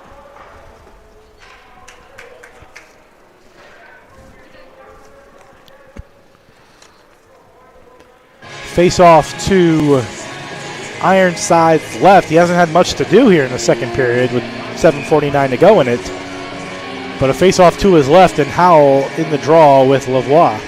Good opportunity to jump on it when a goaltender hasn't seen a lot of shots. Sort of even, but comes out to Gethings in the slot where he's being held off. Back to Howell. Howell to Delory. Delory takes a long shot, blocked off of Tremblay. Delory goes in after it, though, and comes up with the puck behind the net. Delory tries to come out the near side, had it roll off his stick and taken by Lavoie. Lavoie goes across the ice to the falling Bertamini, who just gets it out of the zone. Them's the breaks. The Falcons have been getting them all. Here's Bertamini at center. He carries it in over the line. Gives it to Tremblay. Tremblay makes a fancy move. Walks in. Stopped by Kunin. Rebound puck lay in the slot area. The Eagles get it out. And here comes Howell. Howell gives to Harshaw, but then gives it away to the pinching Bertamini. who sends it right back into the Eagle zone. Noble to Gethings. Gives to Howell, gets to the red line, dumps it in around the boards where Ironside will come out to get it. And played by Witt. Witt to Lavoie, looking for Seth Kindrachuk, too far. O'Connell plays it behind him and gives it right away to Kindrachuk, who centered it out in front, but only Eagles there this time as here comes Crowther and Bice 2-on-2. Crowther and Bice in over the line. Crowther with a nice pass to O'Connell. Best shot of the game. Stopped by Ironside right on from 10 feet out on a wrist shot by the pitching O'Connell. Back comes 3-on-2 the Falcons. Zeth Kindrachuk looking for Ignazito a little bit too far, and it goes behind the net, and Bice gets hit from behind and lost the puck. Puck stays in the zone, played by Kindrachuk. Kindrachuk toward the net, shot right on, rebound, kicked away by Kunin. Puck reversed all the way over here to Michaels. Michaels on right point, goes over to Witt on left point, sends a shot toward the net wide, and now Zeth Kindrachuk picks it up on the half wall. Sends it toward the net again and wide again, looking for a stick of some kind, but it ends up on the stick of Tommy Bice, who finally gets it out to center, looking for Murphy, but taken right back by Witt at the red line, who spins it in all the way back behind Kunin. He gives to O'Connell as everybody goes off on a line change. O'Connell will wait with 5:52 to go in the second period, 4-0 Albertus Magnus. O'Connell tries to get away from Weitzman, instead centers it out in front looking for Tremblay, but nobody there, and back come the Eagles. Over the line, Norling with a long shot, sticked away into the near side corner by Ironside, and here comes Zane Kindrachuk. Kindrachuk in over the line, gets around the check of Glassrud, gets it behind the net to Anderson, the most recent scorer. Anderson centered it out in front to Weissman. It goes off of Weissman, and here comes Brewer. Brewer over the line, almost offsides, avoided it just enough as Norling was chasing in. Takes a shot stopped by Ironside right on. And now played behind the net to Levin, who tried to get it out but couldn't, and then finally gets it to center. Back comes Albertus Magnus over the line with a shot by Weissman, blocked once, twice, 3 times, and tackled to the ice by one of the Eagles. I didn't see which number that was. But Weissman went for a ride and was dumped. I would guess Brewer. Looked like Brewer, yep. And the puck covered by Kunin with 5:01 to go in period number 2, 4-0. Yeah, Nick doesn't like people around his goaltender. That's why his goaltenders like him. You got it. It's also why he wears an A. Yep. Correct on all counts. Dan and Murray in the draw, won by Murray, played by Murray in the near corner, watched by Barrasso. He goes behind the net, though, to Delory, and Delory will come up the near side, pop it up in the air, looking for Aloy. Takes a funky bounce off the dasher behind the net where McCowell will play it. Aloy comes in to help out, too, and the puck squirts free behind the net to McCowell. McCowell looking to center, comes out the Zamboni side, gives it back to the defense of Murray. Murray sends it toward the net as Delory was pinching in. Puck goes wide. Gets it out of the zone, it does, and goes to Barrasso, 2-on-2. Barrasso over the line, goes around McCowell, looks to center in front, he does. Stopped right on as Dan had a shot from point-blank range. Rebound, Barrasso trying to spin and fire, couldn't do it, and out comes Murray. Murray up on left wing, end-to-end action here. Murray stops at the dot, looked to take a wrist shot, but nice defense there by Ryan Herpy. Gives a pass up to Kerwin. Here's Herpy, up at center, over the line, offsides at the Eagle line. With 4:09 to go in the second period. 4-0 Albertus Magnus. Coach, what's the difference between these two teams right now? Well, right now what I'm looking at is just like that play there with Connor coming down. Get your head up sooner, and you need to release that puck quicker because it was a great play. It was a good rush. It was good push, good pressure. Just held it a little bit too long, and you got to be looking ahead and release the puck quicker. And I think right now, again, it's one of those situations where everything Albertus is doing is working, and they're feeling pretty good about themselves. So that can be difficult.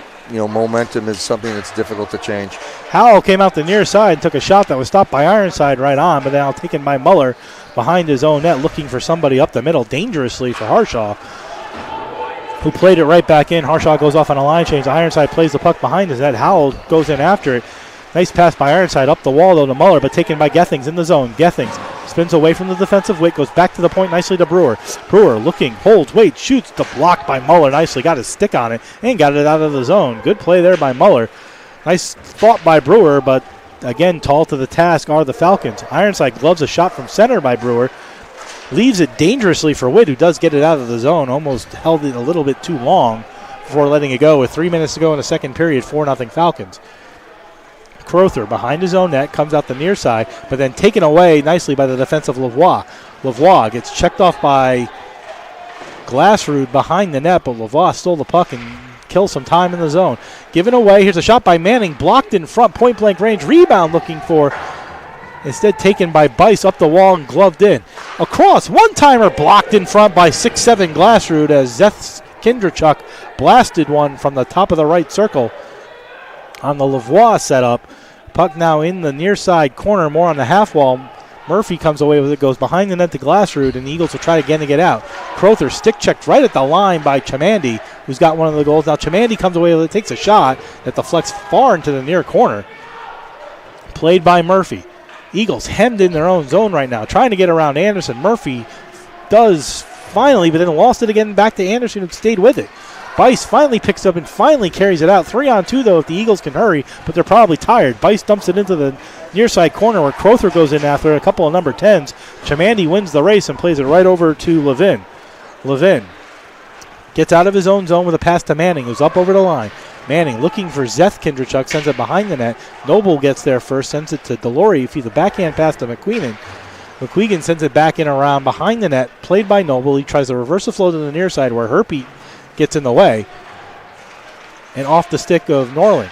Norling tries to come out with it. Herpy blocks it again. And now Norling takes out Herpy with one full blow. And then a penalty for, no penalty, a hand pass right at the Eagle line. A bunch of things are going on right at the Eagle line. A hand pass with 1:24 to go in the second period. Hard to see from here how Herpy went down, so it definitely could have been a penalty, but a little hand pass, and away we go. Anderson and Howell, and Engdahl, in the face-off time. Won by the Eagles to Norling. Norling gets the center. He carries it in over the line, takes a long shot gloved by Ironside, who took a snow bath from Delory. Definite size advantage there. Ironside 5'7", Delory 6'5". So Ironside's face much closer to the ice bath than a taller goalie would be. Yeah, I like that play. Nice puck to the net, maybe a little bit lower, create a rebound off the pad, but good idea. Murray and Dan in the faceoff dot to Ironsides is right. Won by the Falcons, but one forward to McCowell. McCowell gives it to Murray. Murray plays on the half wall, being watched by a couple of Falcons. Now goes behind the net with some speed. Gets a little bit of a pick by Aloy. Now comes back the other way. Leaves the puck for Aloy in the Zamboni corner. Now up to the half wall until Barrasso takes it away and sends it back to center. Back in the Eagle zone, O'Connell gives to Murray at the red line. He goes across the ice to Aloy, but went too high with it, so it bounced over his stick, and now behind the net to Chamandi with 45 to go in the period. Dan tries to take a pass. Kerwin ended up with it and gave it to Barrasso. Barrasso to Dan over the line, tries to go around the defense. They continue forward with it. Barrasso comes away with it, spins with it on the half wall at the top of the circle. Looking for a teammate, he finds Dan, who sends it back in behind the net where Cardo will play it with 25. Cardo to McCowell. McCowell on the half wall, checked by Dan, who came with it. The puck popped in the air to Michaels. Michaels sends it behind the net to Kerwin. Kerwin has it, holds it, looks to spin with it, checked by O'Connell. 15 remaining in the period. Up to the half wall to Lavoie. Lavoie sends it to Barrasso, who looked to return the pass to Lavoie, and the puck sent to center and all the way down, and that should do it for period number 2, unless Ironside wanted to let it roll by him, but I don't think he wanted to do that. And that'll end period number 2 here at the Sports Center of Connecticut, where the Falcons lead the Eagles 4-0. Coach, that was the bad period, and that's what we talked about, Coach Richter. Good period, bad period, middle period. You kind of had the middle period in the first. This is the bad period here in the second. Right, so what you need to do here is you need to regroup as a staff, as a team, and figure out how do we win the third period. Because the reality is you've got 2 league games coming up this weekend, and you need to approach them on a good note. So it's important to try to play this period the right way and push back and have some dominance if you can create that, which there's enough talent in this team. They certainly can. Just have to work on, I think, our X's and O's and go from there. So that's the end of 2 periods here in Shelton, Connecticut, with the Falcons leading the Eagles 4-0. Stay with us in 2 minutes. We'll go around the NE10 as we do at the end of the second period in all our games. You're listening and watching the Post University Hockey on the NE10 Now Network and youtube.com/Go Post Eagles.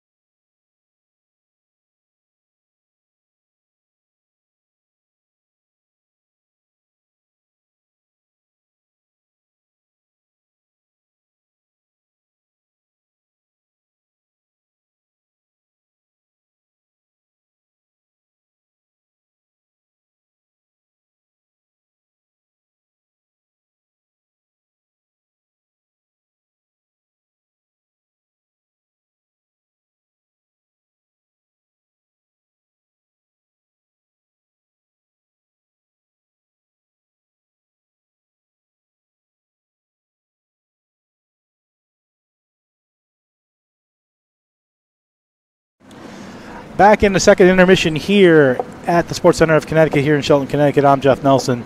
4-0 Albertus Magnus over your Post University Eagles. Also, apologies for some of the technical difficulties we are having here this afternoon. Couldn't be a game without us having a little bit of technical difficulties, and we apologize for any inconvenience that we have given you on the visual side. But as we do at the second intermission of every game, we go around the NE10, and that's brought to you by Post University, ranked by U.S. News and World Report as having the best online graduate business programs and best online veteran graduate business programs for 2023. For you, Post is personal. For more information on all of Post degree programs, to visit campus or to apply, go to post.edu. That's post.edu. Eagle fans, winter sports are underway, fall sports are wrapping up. And what better way to support your Eagles than with university clothing or branded items? If you want to represent your Eagle fandom in the nest, on campus, around the neighborhood, at home, or on the road, go to posteagles.com, click on the fans section on the right-hand side, then click on School Store to grab anything and everything Post Eagles. Use the code Cyber Monday at checkout to receive 25% off your total. No minimum required, however, exclusions do apply. That code is Cyber Monday, one word, and is valid now through tonight at 11:59 p.m. You can also visit the campus store in the Lever Student Center on campus. They're open Monday through Thursday, 9 a.m. to 4 p.m. For the second consecutive week, the NE10 Player of the Week is Jonathan Surrett from Assumption. We saw him over the last 2 weekends, actually. The freshman forward out of Woburn, Massachusetts. He ran his point streak to 10 games, recording a goal and 2 assists in a 3-point week. Against Anna Maria, he scored his NE10 leading 10th goal of the year before wrapping up the week with a pair of assists in Assumption's 4-1 comeback win at Post University here on Saturday. Goaltender of the week is Thomas McLarnon from Assumption. McLarnon, his hot stretch to begin the year continues, posting a 31-save performance in the 4-1 win against Post. He currently leads the NE10 conference in wins with 7, winning percentage at 1,000. He's 7-0. Goals against average of 2.53, and is third in save percentage at 915. Rookie of the week is Maximilian Baron out of Franklin Pierce, the freshman goaltender of Alpine, New Jersey. Baron had a 37-save overtime win on Tuesday against Framingham State in his first career start. He faced 39 shots, saving 37 of them for a 949 save percentage and a 1.92 goals against average. The honor roll is Kellum Welch from Assumption, the freshman out of Stratford, New Hampshire. Had a solid showing in his first action of his collegiate career. He turned away 38 shots against Anna Maria College that knocked off Division I Stonehill 3 days prior. He had the AMCAT scoreless until the final 2:39 when they scored one even strength goal. Matt Horn out of Franklin Pierce, who we'll see this weekend. Sophomore out of Methuen, Massachusetts. Horn continues to excel offensively. He had 2 unassisted goals in the same game on Tuesday against Framingham State, including the game winner in overtime. He had those 2 goals on 3 shots. He blocked the shot. He was 9 for 16 in the faceoffs for 56.7%. Sean Guerin from Southern New Hampshire University, a freshman goalie from Chicago, earned his second win of the season last Tuesday, a 3-2 win over Westfield, making 24 saves. Austin Hirschberger from Southern New Hampshire, the freshman forward from Harwich, Mass., put SNHU on the board last Tuesday with his first career goal. He finished +1 and recorded 2 shots. And rounding out the honor roll, Brendan Lynch, sophomore out of Nepean, Ontario. Lynch scored a game-winning goal for Southern New Hampshire last Tuesday against Westfield State. His team-leading 4th goal of the season was his 2nd game winner of the season. NE10 standings. Assumption leading the way with 15 points. They're 6-1 in conference, 3-0 in overtime, and 9-1 overall, having beaten the Eagles 3 straight times, one of those in overtime, over the last 2 weeks. St. Michael's has 12 points, 5-1 in conference, 3-0 in overtime also. They're 7-2 overall. Franklin Pierce in 3rd place, 9 points, 3-3 in conference, no overtime games, 5-4 overall. St. A's has 7 points, 1-4-1 in conference, 0-3 in overtime. They're 1-7-1 overall. Southern New Hampshire is 1-3 for 5 points, 0-2 in overtime, and 3-4 overall. And Post wraps it up with 2 points, 0-4-1 overall in conference, 0-1 in overtime, and 0-6-1 overall. As mentioned, Surratt leads the NE10 in scoring with 10 goals. Ryan Decker from Assumption has 8 assists. He leads the way in assists. Surratt also leads in plus-minus with +8. And as mentioned, McLarnon from Assumption, 2.53 goals against leads the goals against average for the NE10.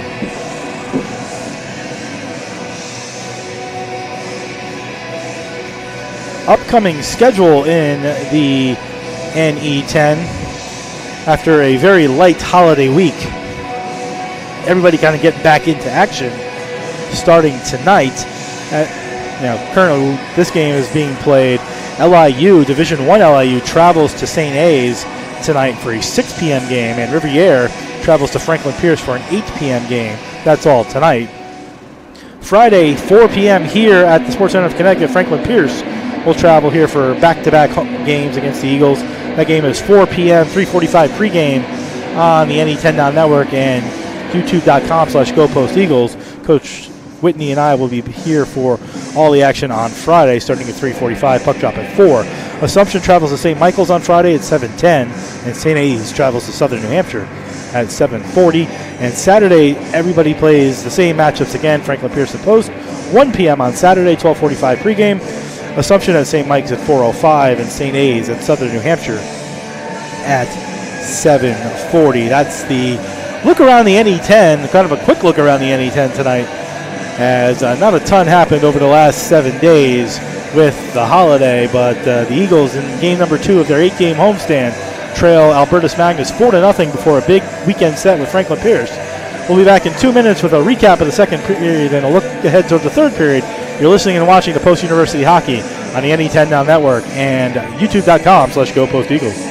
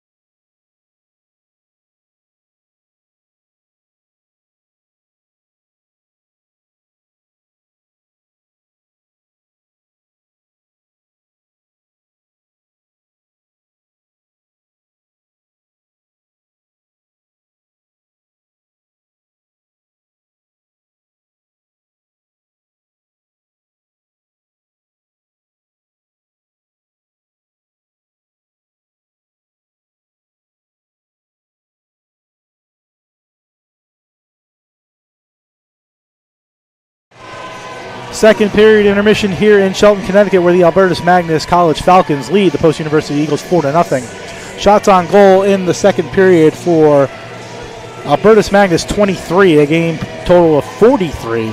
For the Eagles 8, a two-period total of 19. Faceoffs were 11-10 for Albertus Magnus in the second period, 25-21.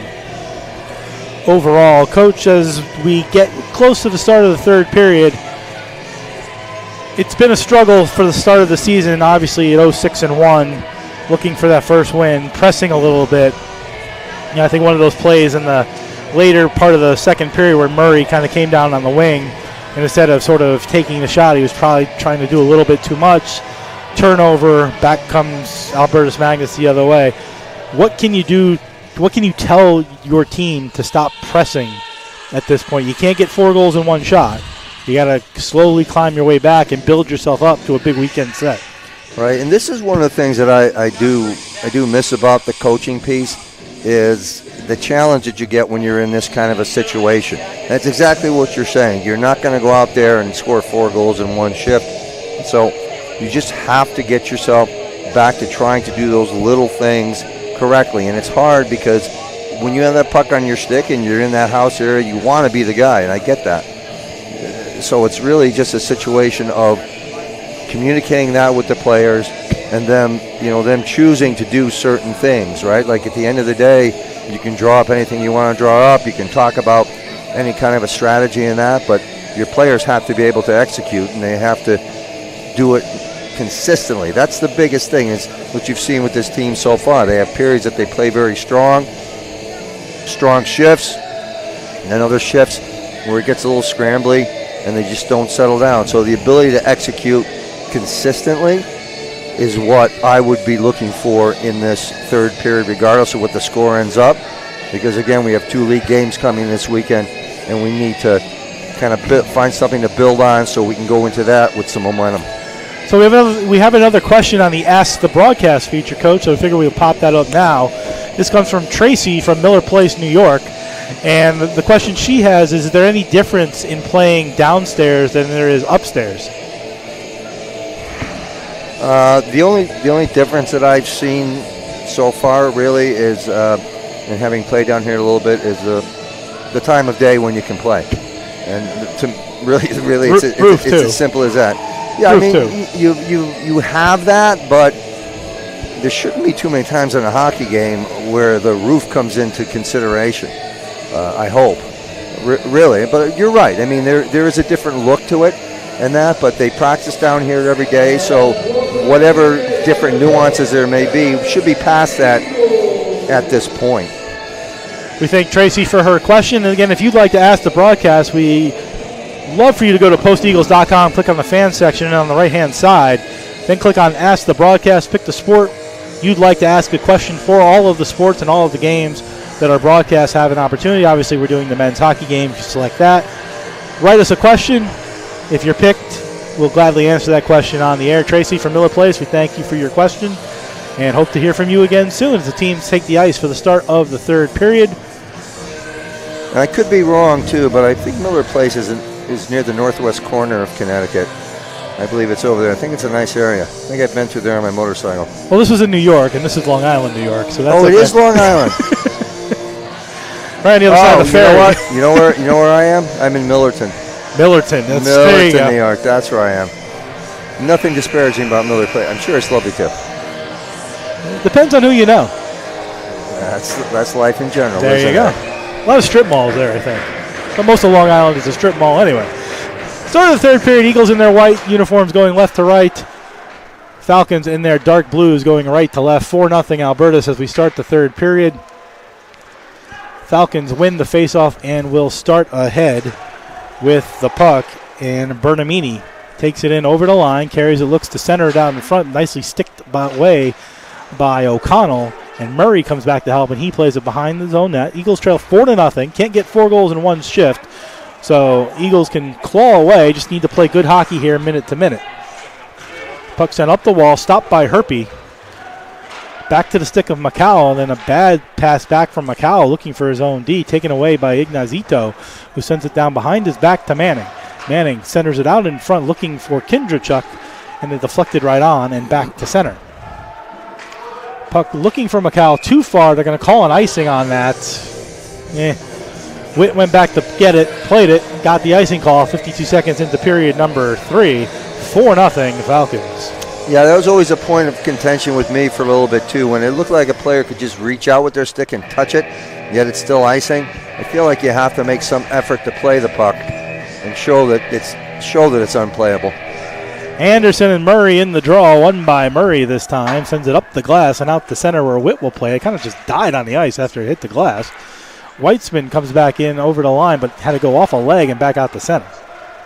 Michaels to Witt. Witt backhands it in behind the net. And played by O'Connell up the wall to Crowther, who centered it for Murphy, but back out the center where Witt will send it right back in. And then a bad bounce off the glass. In front, one-timer, and it's in. They score. It's a one-timer by Zane Kindrachuk. That puck took a weird bounce off the glass. Instead of going around the net, it bounced out in front, and there was a 2-on-1 for Anderson and Zane Kindrachuk, and at 1:22, it's 5-0. Yeah, there's nothing a goaltender can do about that. That was just a perfect pass, and that puck was off that stick in milliseconds.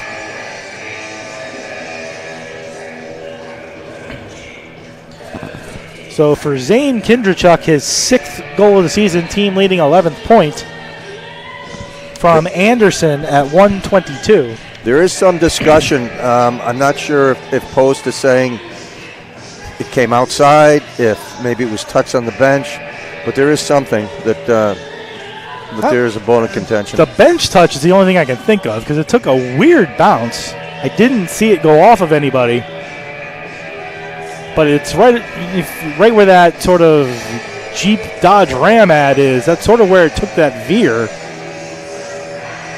I didn't think it took a veer up at the bench. It looked like it took a veer down lower, and then it just popped into the slot where they sent a beautiful pass to Kindrachuk. And Kunin, who's, goals against average is going to take a hit here, but he is stood on his head at times. I mean, he's already up to 40. He's already over 40 saves, and we're a minute 22 into the third period. Levin behind his own net.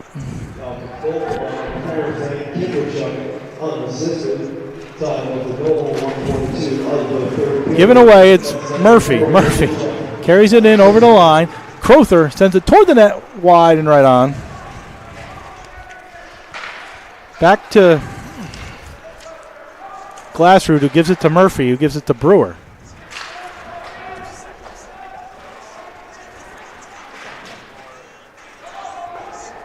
And now behind the net to Ironside. Again, we apologize for some of the technical difficulties, but hopefully at minimum you can hear us here on the NE10 Now Network and youtube.com/GoPostEagles. Puck at center given to Delory, sends it right back in behind the net, and the Eagles will go off on a full line change with 2:15 gone in the third period. 5-0 Albertus Magnus. Now a long pass looking for Kerwin goes behind the net where Lavoie tried to center it out in front. Lavoie checked by Noble. Norling over there to help out. Now 4 players in that corner. Norling finally gets it and sends it up the wall and out to center where Herpy has it. Herpy sends it right back in looking for Muller. Rolls in on Kunin, who gloves it. Muller takes a chop at it. Delory not happy with it. And now he's going to put his elbow under his chin and let him know that he's not happy with it. That'll certainly get the message across.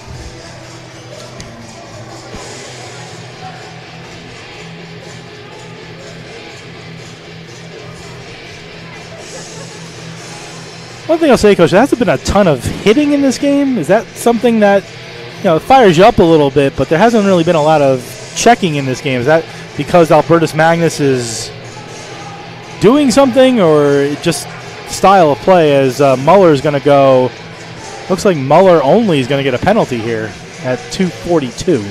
If I had to guess, I would attribute it to the fact that both teams just came off games that were pretty physical. So it's tough to get that back-to-back kind of physical play, especially with Post.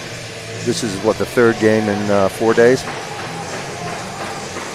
Muller, 2 for interference at 2:42, gives the Eagles their second power play of the game. Their first one was cut short by a Patrick Murphy tripping penalty. And Eagles will go back to the man advantage, trailing by 5.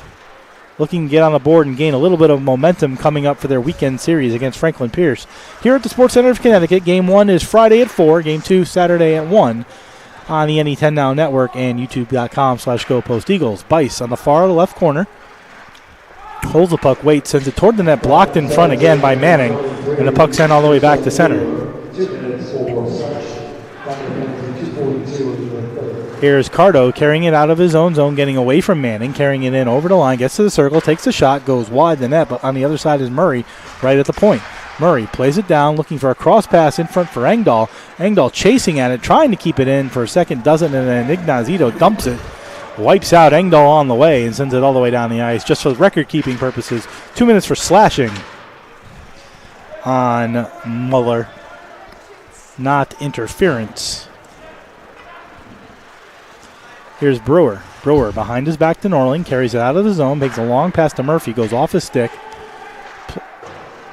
Played by Levin, sends it up the wall, all the way down around the board, stopped by Brewer at the point. Played down to Norling, back to Brewer, is being watched by Zeth Kindrachuk.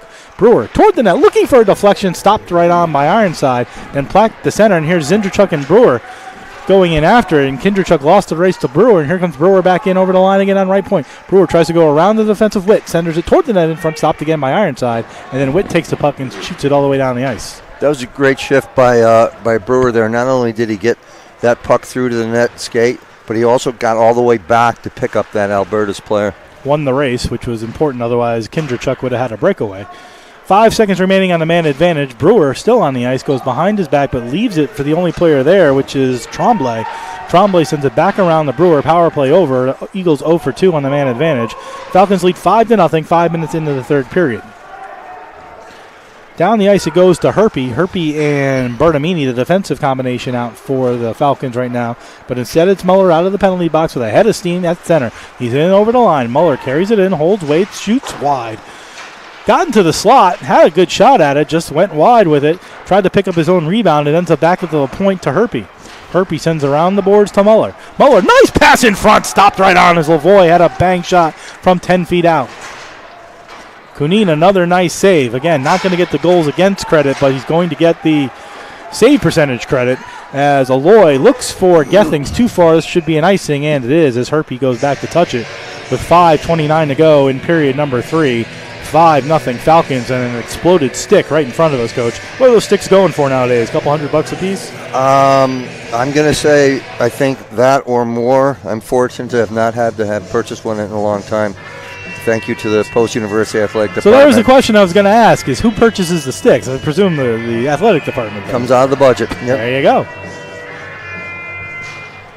Face-off between Dan and Murray, won by Murray, ahead to Aloy, who tries to go around the defense of Chamandi. You could say that was interference as he kind of jumped in his way before the puck got there, but no call.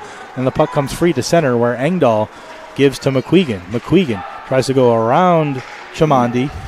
Continues in front with a pass to Engdahl. It ends up behind the net. He's spinning away from the checking of Chamandi and one other, and then the puck comes free up the wall for the Falcons. Barrasso. Barrasso to Kerwin, taken out of the play by Glassrud. Brewer comes back to help out. Here's Levin. Levin goes cross-ice to Chamandi, sends it down around the boards. Behind the net, Barrasso there first, gives to Brewer. Brewer, high in the air, out the center. McQuegan looking for it. Had it chopped off his stick again, and back come the Falcons. Kerwin over the line. Goes along Glasswood, looking for an attempt. Penalty taken. Stopped by Kunin as Kerwin ends up in the goal. There's a tripping penalty there. Kunin makes another save, but the Falcons going to the man advantage, where they're 1 for 2 at 6:25 on the trip. I think it's going to be Glassrud who gets the trip, and it is at 6:25. Yeah, we'll see. That was a quick transition. We tried to flip play out there. We actually got two forwards a little too close to each other, sort of negated each other, and then the rush the other way. Murphy and Anderson on the draw, won by Anderson. Kindrachuk gives it back to Michaels. It goes to Kindrachuk, goes across the ice to Weitzman. Weitzman gives to Muller. Muller comes back to center point to Michaels. Michaels holds, waits, gives to Kindrachuk. Centers it in front to Anderson on the triangle passing. And a stop right on by Kunin as Delory takes out Weitzman in front, but beautiful triangular passing there between Michaels, Kindrachuk, and Anderson. Yeah, and again, that's what makes this Albertus power play difficult to play against, because they give you so many looks. Player up top, he'll take a shot for the lane. They'll go weak side, look for that. Then they'll put somebody right in there in the bumper in the middle, and they'll try to pick him up as well. So you got to be head on a swivel. Anderson and Howell in the draw. Anderson lost it to Howell. The puck goes into the corner, though, where the Falcons are 3-on-2 in the corner as Delory and Howell.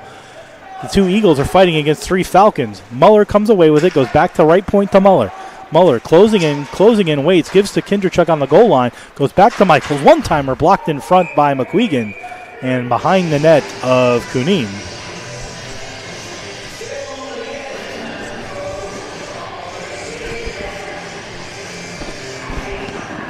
Face off to Kunin's right. Yeah, we got to look to win a draw here and get the puck out to relieve some of the pressure on Kunin. Second team power play out for the Falcons. Ignazito Chamandi, who plays up on the forward side on this man advantage. Manning, who's typically a forward, plays the point. Chamandi, who's typically a D, plays forward, at least in the current setup. Eagles win the faceoff for the moment, but struggle to get it out, and then they do finally pass the glove of Levin back to center, where Manning will go back into the Falcon zone to play it with 7:05 gone in period 3. 1:15 remaining on the man advantage on the Glassroot tripping penalty. Pass across the ice, looking for Chamandi, but Brewer gets there, sends it behind the net. Brewer with some speed, tries to get around Kindrachuk. He checked him off, and now Ignazito has the puck. Over to Levin, top of the umbrella, gives to Ignazito on the right side. Back to Levin. Levin center point to Ignazito, looking for the one-timer, but in his feet. They'll play catch again. Levin comes over here now to Chamandi on the left side of the umbrella. One-timer blocked in front by the stick of Murphy. Comes back to Kindrachuk. Sorry, that was Ignazito. Over to Levin. Levin now the Kindrachuk one-timer from 45 feet out. That was Zeth Kindrachuk who took a one-timer, and Kunin at the top of the crease makes the save with 38 seconds remaining on the man advantage and 12-12 to go in the third period. 5-0 Falcons. Yeah, again, looking through, Ben did a good job locating that puck.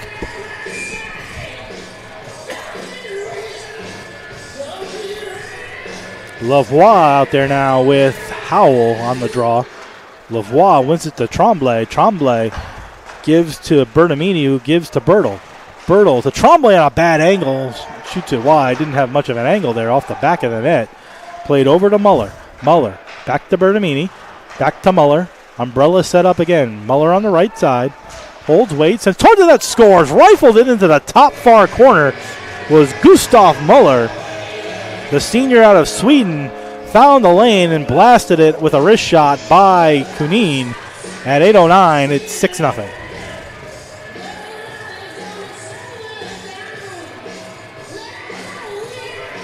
Yeah, that was just a good win on the draw, and that puck had eyes. So Muller's second of the season, a power play goal, their second of the game. And we'll get the assists in a moment. I think it's going to be Bertle and Bertamini who got the 2 assists on that one, or was it Kindrachuk? Either way, we'll figure that out momentarily. 6-0, Albertus Magnus. And back into the Eagle zone goes the puck. It's Bertamini who spins away from the check of the Eagles' Murray. Then Dam falls down. Here's Barrasso over the line with a head of steam with a wrist shot wide. He looked to pick the corner.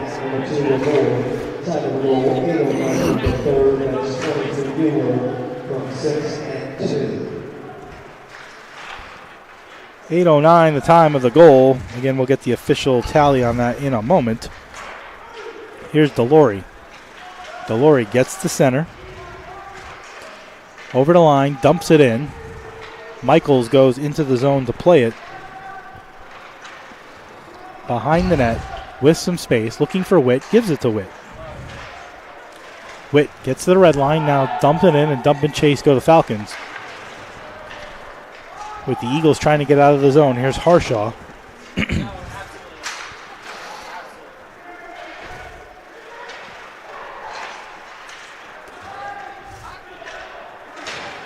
Back comes Michaels trying to get it out of the out of the Falcon zone. Team's playing a little bit of catch with it, and here comes Howell. Howell gets to center. He's over the line, leaves it for Crowther, who tries to take a shot, but again, standing right in front of him was Chamandi.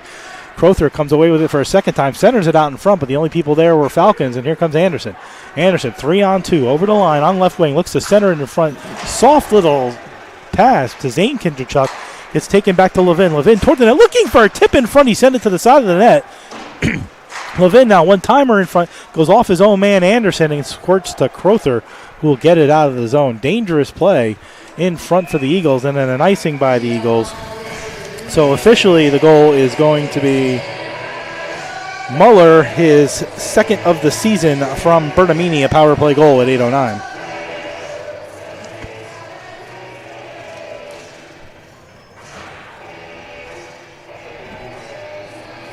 And maybe the Eagles have called a timeout, Coach, I think at the 10:18 mark. Yeah, right now I think you're talking to the boys. You got about 10 minutes left in this game.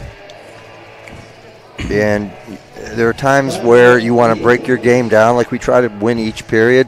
But then there are times where you break the periods down too. So I'm pretty sure that's what Coach Richter's doing right now, telling the boys we need to go after and find positives and be successful for the last 10 minutes of this period. Is it something too, Coach, where, you know, again, team has been struggling? Is it something where Coach Richter's also looking in the eyes of his players and saying, who wants to play on Friday night? Because you've got 10 minutes here in this game to kind of show up a little bit. 6-0, you're not going to come back and win the whole likelihood. But are you looking at the players who are still fighting and saying, I need you on Friday night, I need you to show me what you got, or I've got players standing on the sidelines waiting to play? Sure. I mean, you can verbalize that, or that's just something that you can pull out of it when you just say that we need to play the last 10 minutes. You can just see who did or who didn't. Interesting formation here by the Falcons on the faceoff. 3 defensemen, 2 forwards.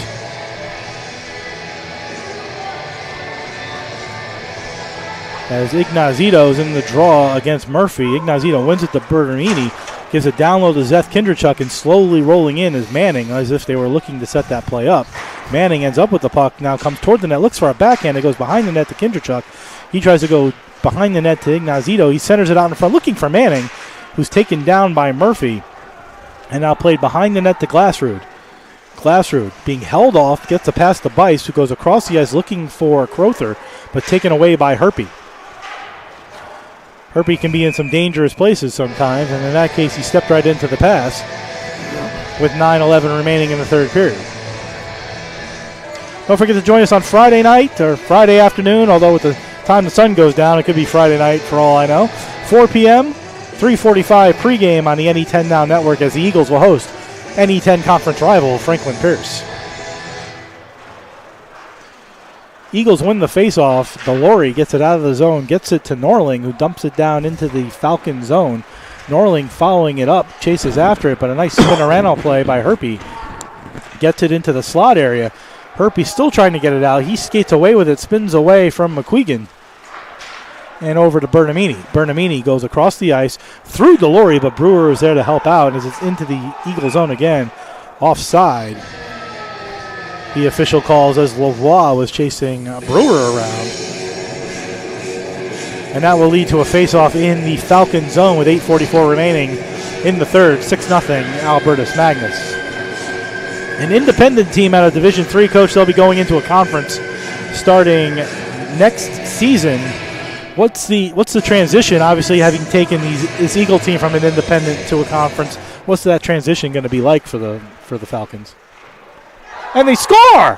There we go. That's something to build off of. Here we go. Brewer on a roller.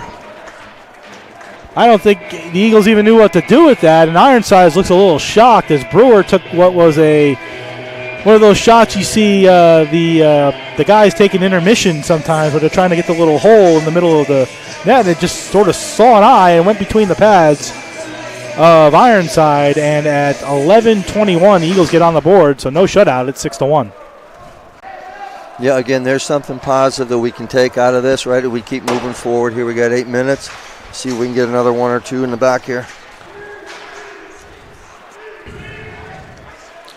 Get you any assists in a moment. I'm not sure there was any because Brewer, I think, sort of took a turnaround wrist shot. Again, just found a hole. And it's one of those things that the Eagles have been looking for in a break, but haven't had a ton of them. Here's a shot by Dan right on, stopped by Kunin. Now into the Zamboni corner. Cardo comes down to help out. But Levin keeps it in. Levin to Bertle.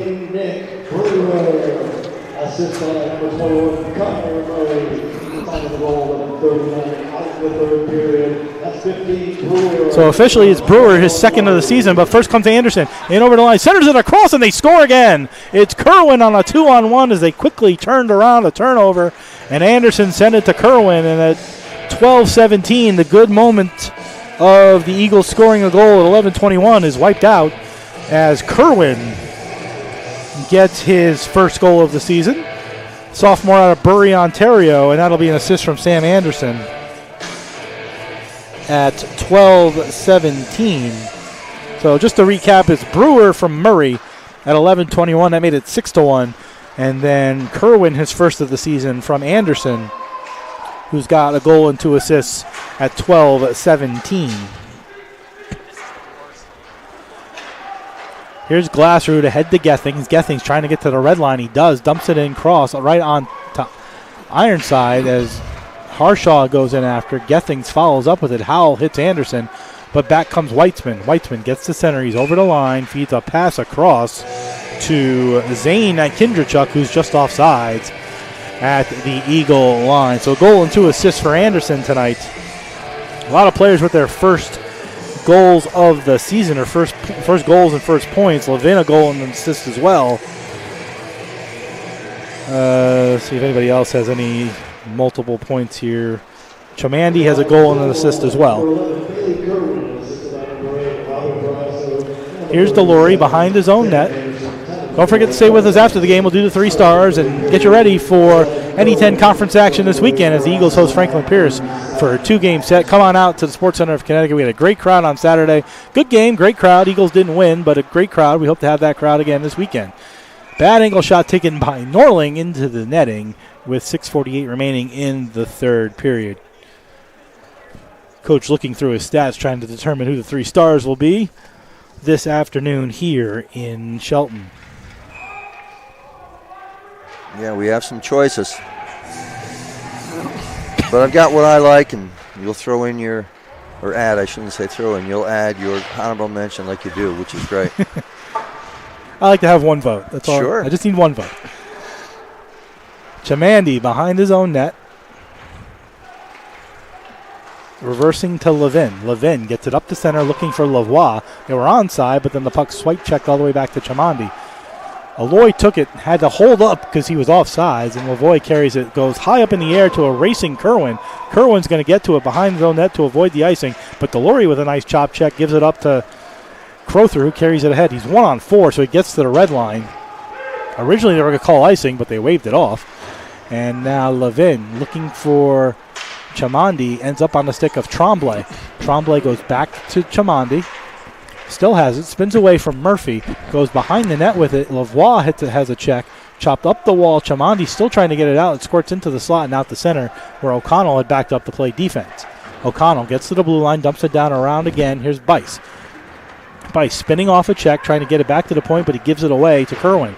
Kerwin, the most recent scorer for Albertus Magnus, 7-1 the score here in Shelton this afternoon.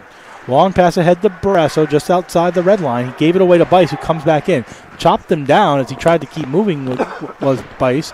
Barrasso still fighting for it. Down there is Murphy. Murphy and Bice fighting for it. Back to the point. Long shot deflected in front off a body. It rolled right on the Ironside, who had to make a save. And then Cardo had a punch to the face by Barrasso. Let's see if there's a penalty or just an offsides. I think it's just going to be an offsides, but Barrasso got his hands up in the face of Cardo, which kind of created the offsides, but 5:10 to go in the third, 7-1 Albertus. Murray and Anderson in the draw. Won by Murray, deflected again right on. Glassrud took a shot from center, deflected off of somebody right on to Ironside. If he wasn't paying attention, that would have gone in. Now a long pass ahead again that Kindrachuk was sort of basket hanging for, so no icing.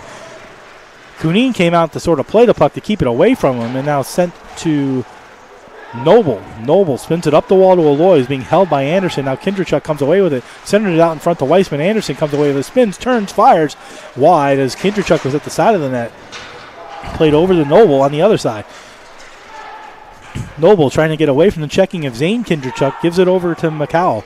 McCowell with a lob wedge out the center. Stopped by Anderson before it could get to Murray. And then dumped right back in behind Kunin. Kunin leaves it for Noble, who's being watched by Weissman. He goes behind the net to Glassrud with some space, but quickly Weissman comes up to grab him. Glassrud still trying to get it out, but Zeth Kindrachuk keeps it in, and then Glassrud took a penalty. He not only took down Weissman, he gave him a slash to the cross-check to the back of the neck, and now Glassrud, who is ticked off the Albertus Magnus team, fighting off several players, took down Zeth Kindrachuk. Good for sticking up for your player. A mistake size-wise, as Zeth is 5'10", 170, and Glassrud is 6'7", 225. That's a mismatch under any circumstances, but Albertus defending their player, as Glassrud took at least one penalty, if not more, at the 15:51 mark.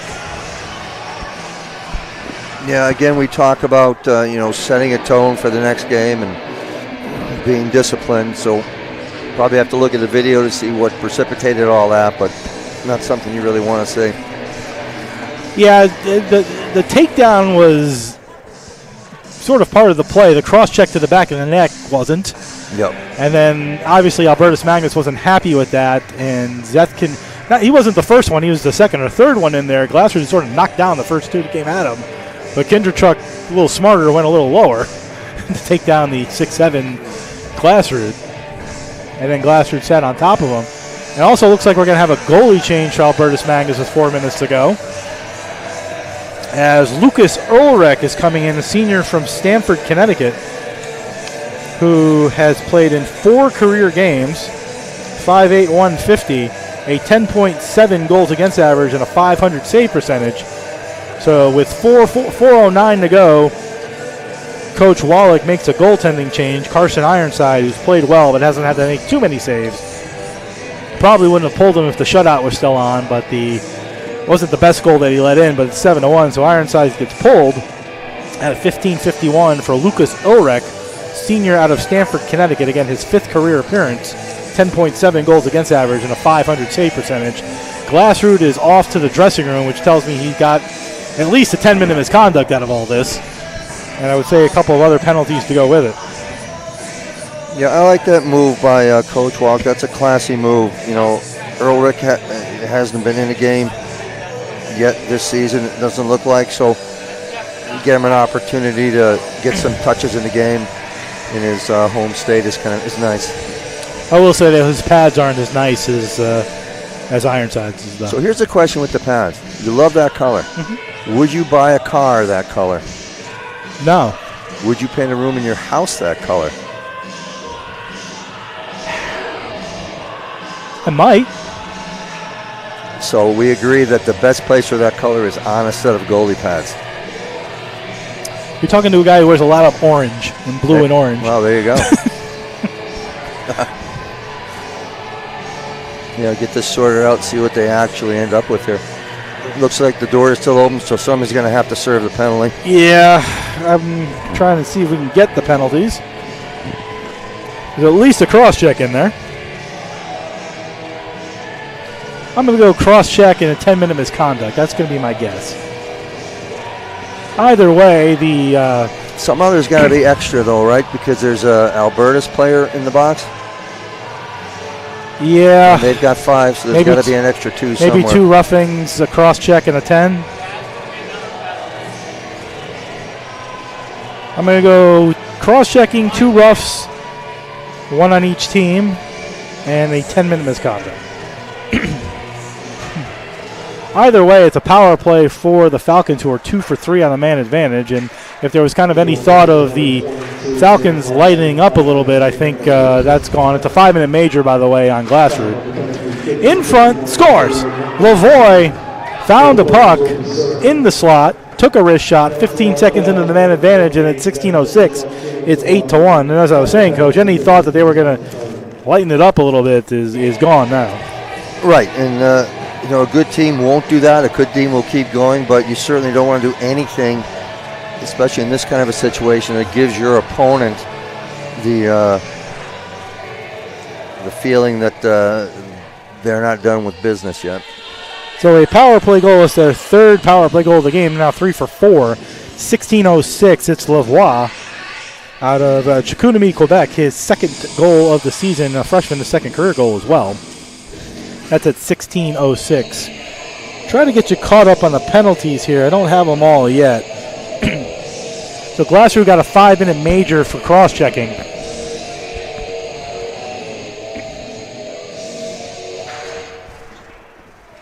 That was all at 14:49. Coach, does that have any impact on his next game, getting a major late in the game like that? It has to be a disqualification, so I don't know what they actually gave him. Well, 5 minutes would have kicked him out for the game anyway because he got 2 for roughing as well. So he had 7 total minutes of penalties with only 5 minutes to go. Bernamini keeps it in, gives to Barrasso, goes across to Muller with a shot stopped by Kunin right on. That's number 2. Number 20, So Tremblay and Chamandi each get assists on the goal as well. All at 16:06. Chamandi a 3-point game. Tremblay a 2-point game. Howell and Lavoie in the faceoff dot. I will say they don't have their number 1 power play unit out there. Here's Bertle. Bertle closing in, shot stopped by Kunin. Recenter in front, Bertle stopped right on with 3:17 to go in the third period. 8-1 Albertus Magnus. They have a 5-minute major for the rest of the game. Barring a penalty of their own. Lavoie and Howell again, won by Lavoie to Tremblay. Bertle on left point, gives to Tremblay on the half wall, and then they change places. Bertle closes in, takes a shot looking for the high shoulder. He went high, just missed the shoulder, and it went over the net. 3 minutes to go in the third period. Bernamini gives to Tremblay, comes over here to Bertle. Bertle gets the center, he's in over the line, he holds, he waits, he brings it in, top of the circle, back to Bernamini. Bernamini goes across to Tremblay, Tremblay to Bernamini. Bernamini holds, waits, fires, right on, stopped by Kunin again, who's over the 50 save mark at this point in the game. Yeah, he might have got that one off the mask a little bit too. That was shaking actually out the cobwebs. That was actually save number 50 for Kunin. The shot attempts is what's sort of striking. It's 81-43 in shot attempts.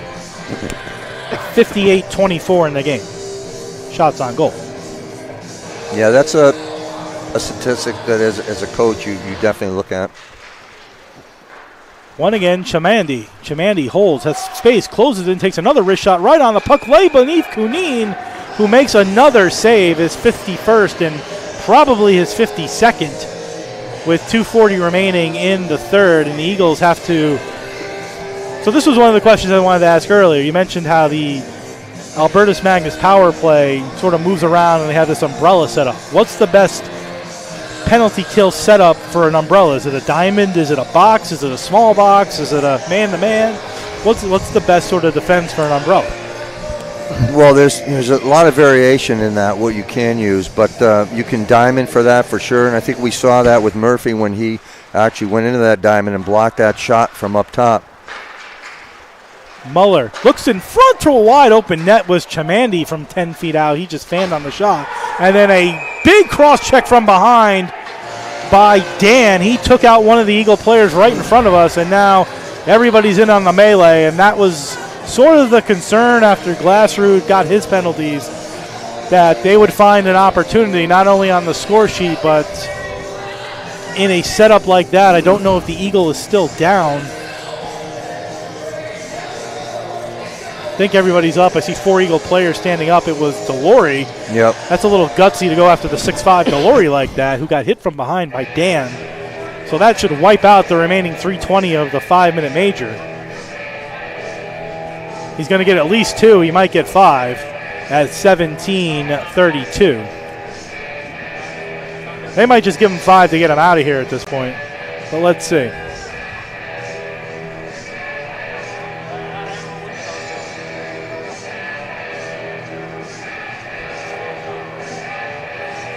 Murphy's still in there talking to the Falcon players. He's not happy. Delory fortunately seems okay.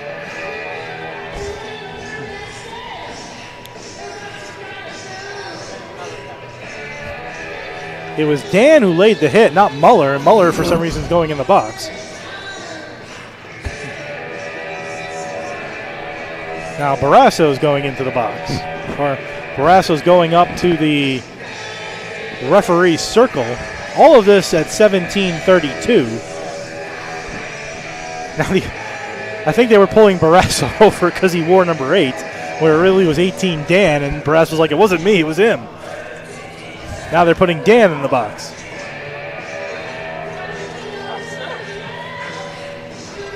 So Barrasso amusingly selling out his own teammates, so he didn't get the penalty because they were going to put Barrasso in the box. Well, hopefully they're not roommates.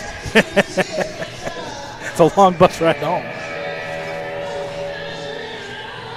But even for a second there was a bit of my confusion because they both had 8s on. It could have been Barrasso, but it was definitely Dan, as I said it was.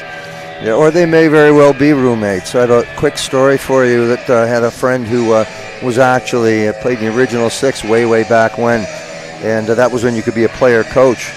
And there was a story he told me where he was roommates with obviously one of the players. Player coach, you still did that, and they were late for practice, so he actually fined his roommate, which is kind of funny because they were both players.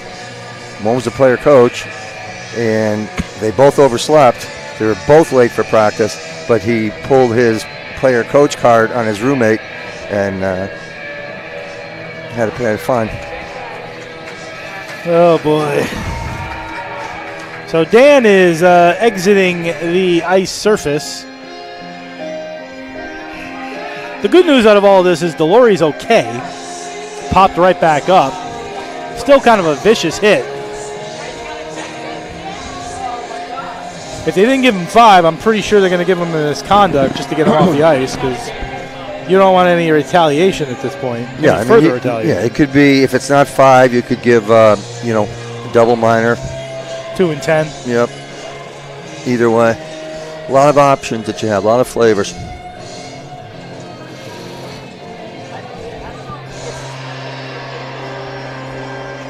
So let's ask the question. 2:28 to go, an 8-1 game. Yeah, the Eagles are definitely frustrated. The Falcons have just kind of let out some of their own aggression. How do you avoid 2 things? 1, just the malaise of playing 2:28, and 2, avoiding any further activity in its last 2:28.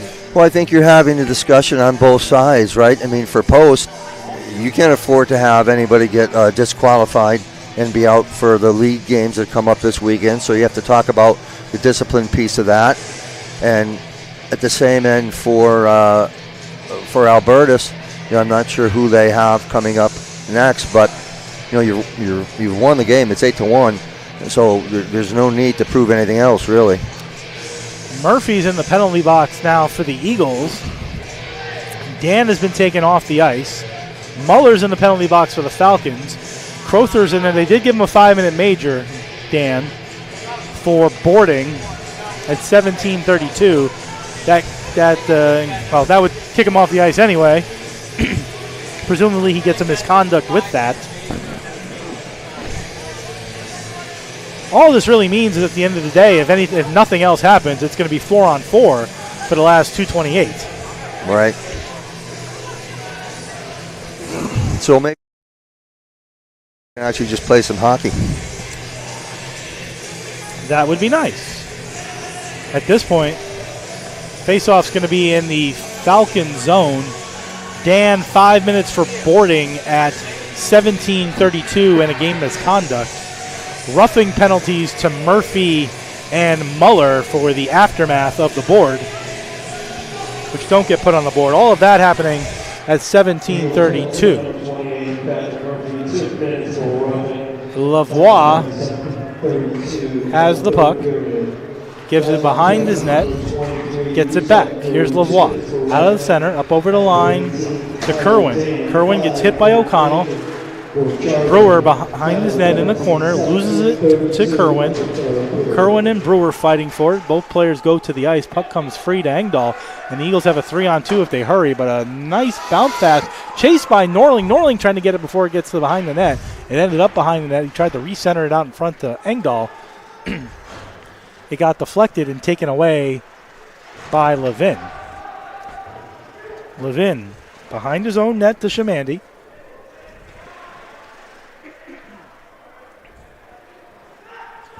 Will hold and wait and just keep it there. 4-on-4 with 97 seconds remaining in the third period.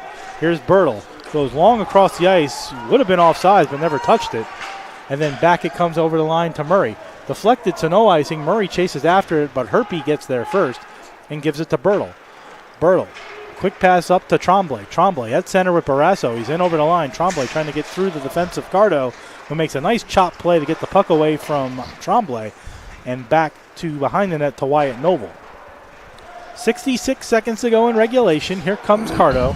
8-1 Albertus Magnus. Cardo over the line, leaves it for Alloy. Alloy sends it toward the net in front. Deflects off escape. Coming down the slot is Noble. He fanned on the shot. It goes off to the side on the left side into the circle area where it's played by Tremblay, who will 9-iron it down the ice for an icing. Might have been better if they just played it, but did not. Out comes Zeth Kindrachuk serving his 2 minutes for roughing that he had gotten earlier. Now there's 44.7 to go in regulation time, 8-1. Albertus Magnus. Powell in the draw to Ulrich's left. Ulrich, who came in at the 4:10 mark to replace Ironside. No injury, just wanting to get the player some time on the ice. I don't remember if he's made a save to this point, Coach, but back comes... There you go. There you go. There Brewer you took go. a long shot. He made a save. And then it went up into the netting behind him. So a save for Ulrich. That will help his overall save percentage with 32.8 to go in the third.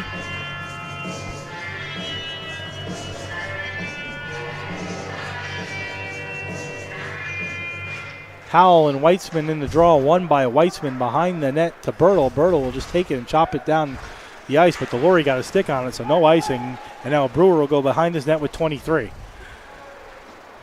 See if Brewer comes out with it. He does give it to Delory, and Delory with 18 will come up the ice. Delory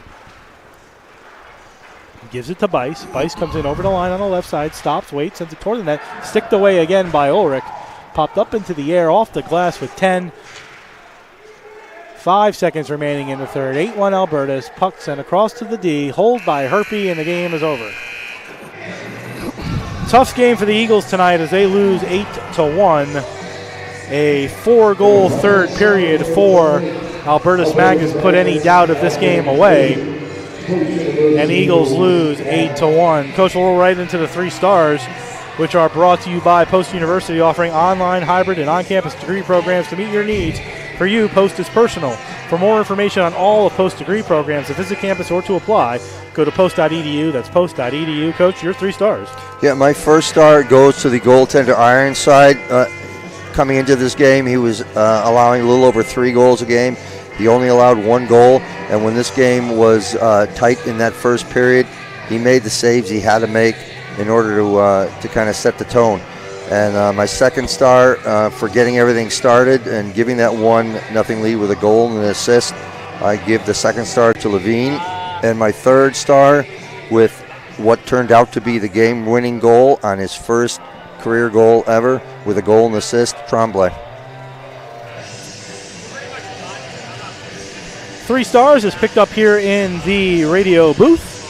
Tremblay, the third star, that is Jeremy Tremblay, the freshman out of Orford, Quebec, with a goal and an assist, his first career goal. Second star is William Levin, the freshman out of Saint-Anne-de-Lac, Quebec, formerly of Salmon Arm, which might be my favorite team name. He had a goal and an assist tonight. And the number 1 star, goaltender Carson Ironside, the freshman out of Sturgeon County, Alberta, the first star. I'll give my vote on the side to A lot of people could get it. Sam Anderson played a solid game tonight. He deserves a little credit.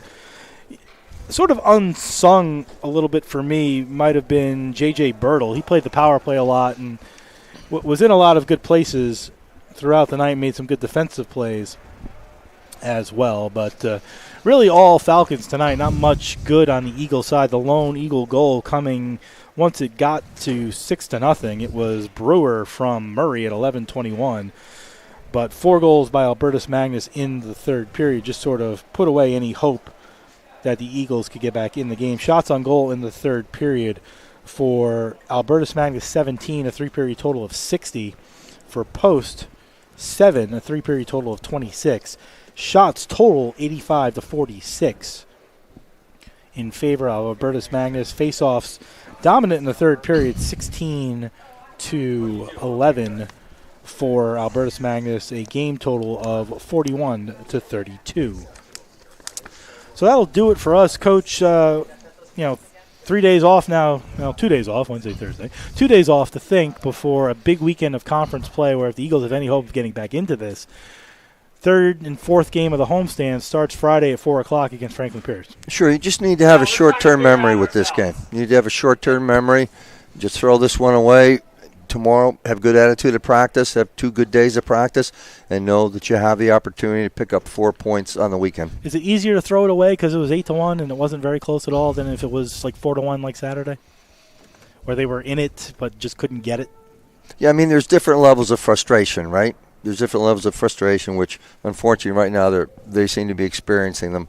So that's going to be on the individual. Some individuals will bother them for the amount of goal scoring, and for others, I think it's really, and as a coaching staff, I think it's a way you look at how were the goals scored. That's what you have to now analyze, and that will kind of send the message of, was it a goal that was scored just because we weren't doing what we were supposed to do? Did our opponent just play better in certain situations? So there's a lot of factors, I think, to that. So it's really an individual thing. I don't think there is an actual finite answer on that, because you find when you've got 26, 28 players, you become a personnel manager as much as you are a coach. So you're just going to have to watch for that and make sure you keep the boys up. And again, at the end of the day, we're in this to be competitive and win games in the Northeast 10 as we get and build towards the playoffs, towards our second half of the year here, and that's what we need to do. Final score: Albertus Magnus 8, Post University 1. Albertus goes to 6-3 on the season. The Eagles fall to 7-1 on the season. Next game is Friday, as we mentioned, 4 p.m. start, 3:45 pregame on the NE10 Now Network and youtube.com/GoPostEagles. Coach and I will be back for that one and the game on Saturday as well. We thank you for joining us wherever you are listening to us. Sorry for some of the technical difficulties, but we'll be back on Friday, 4 p.m. start, puck drop, 3:45 pregame. For Coach Pete Whitney, I'm Jeff Nelson. Have a good evening, everyone. We'll see you on Friday.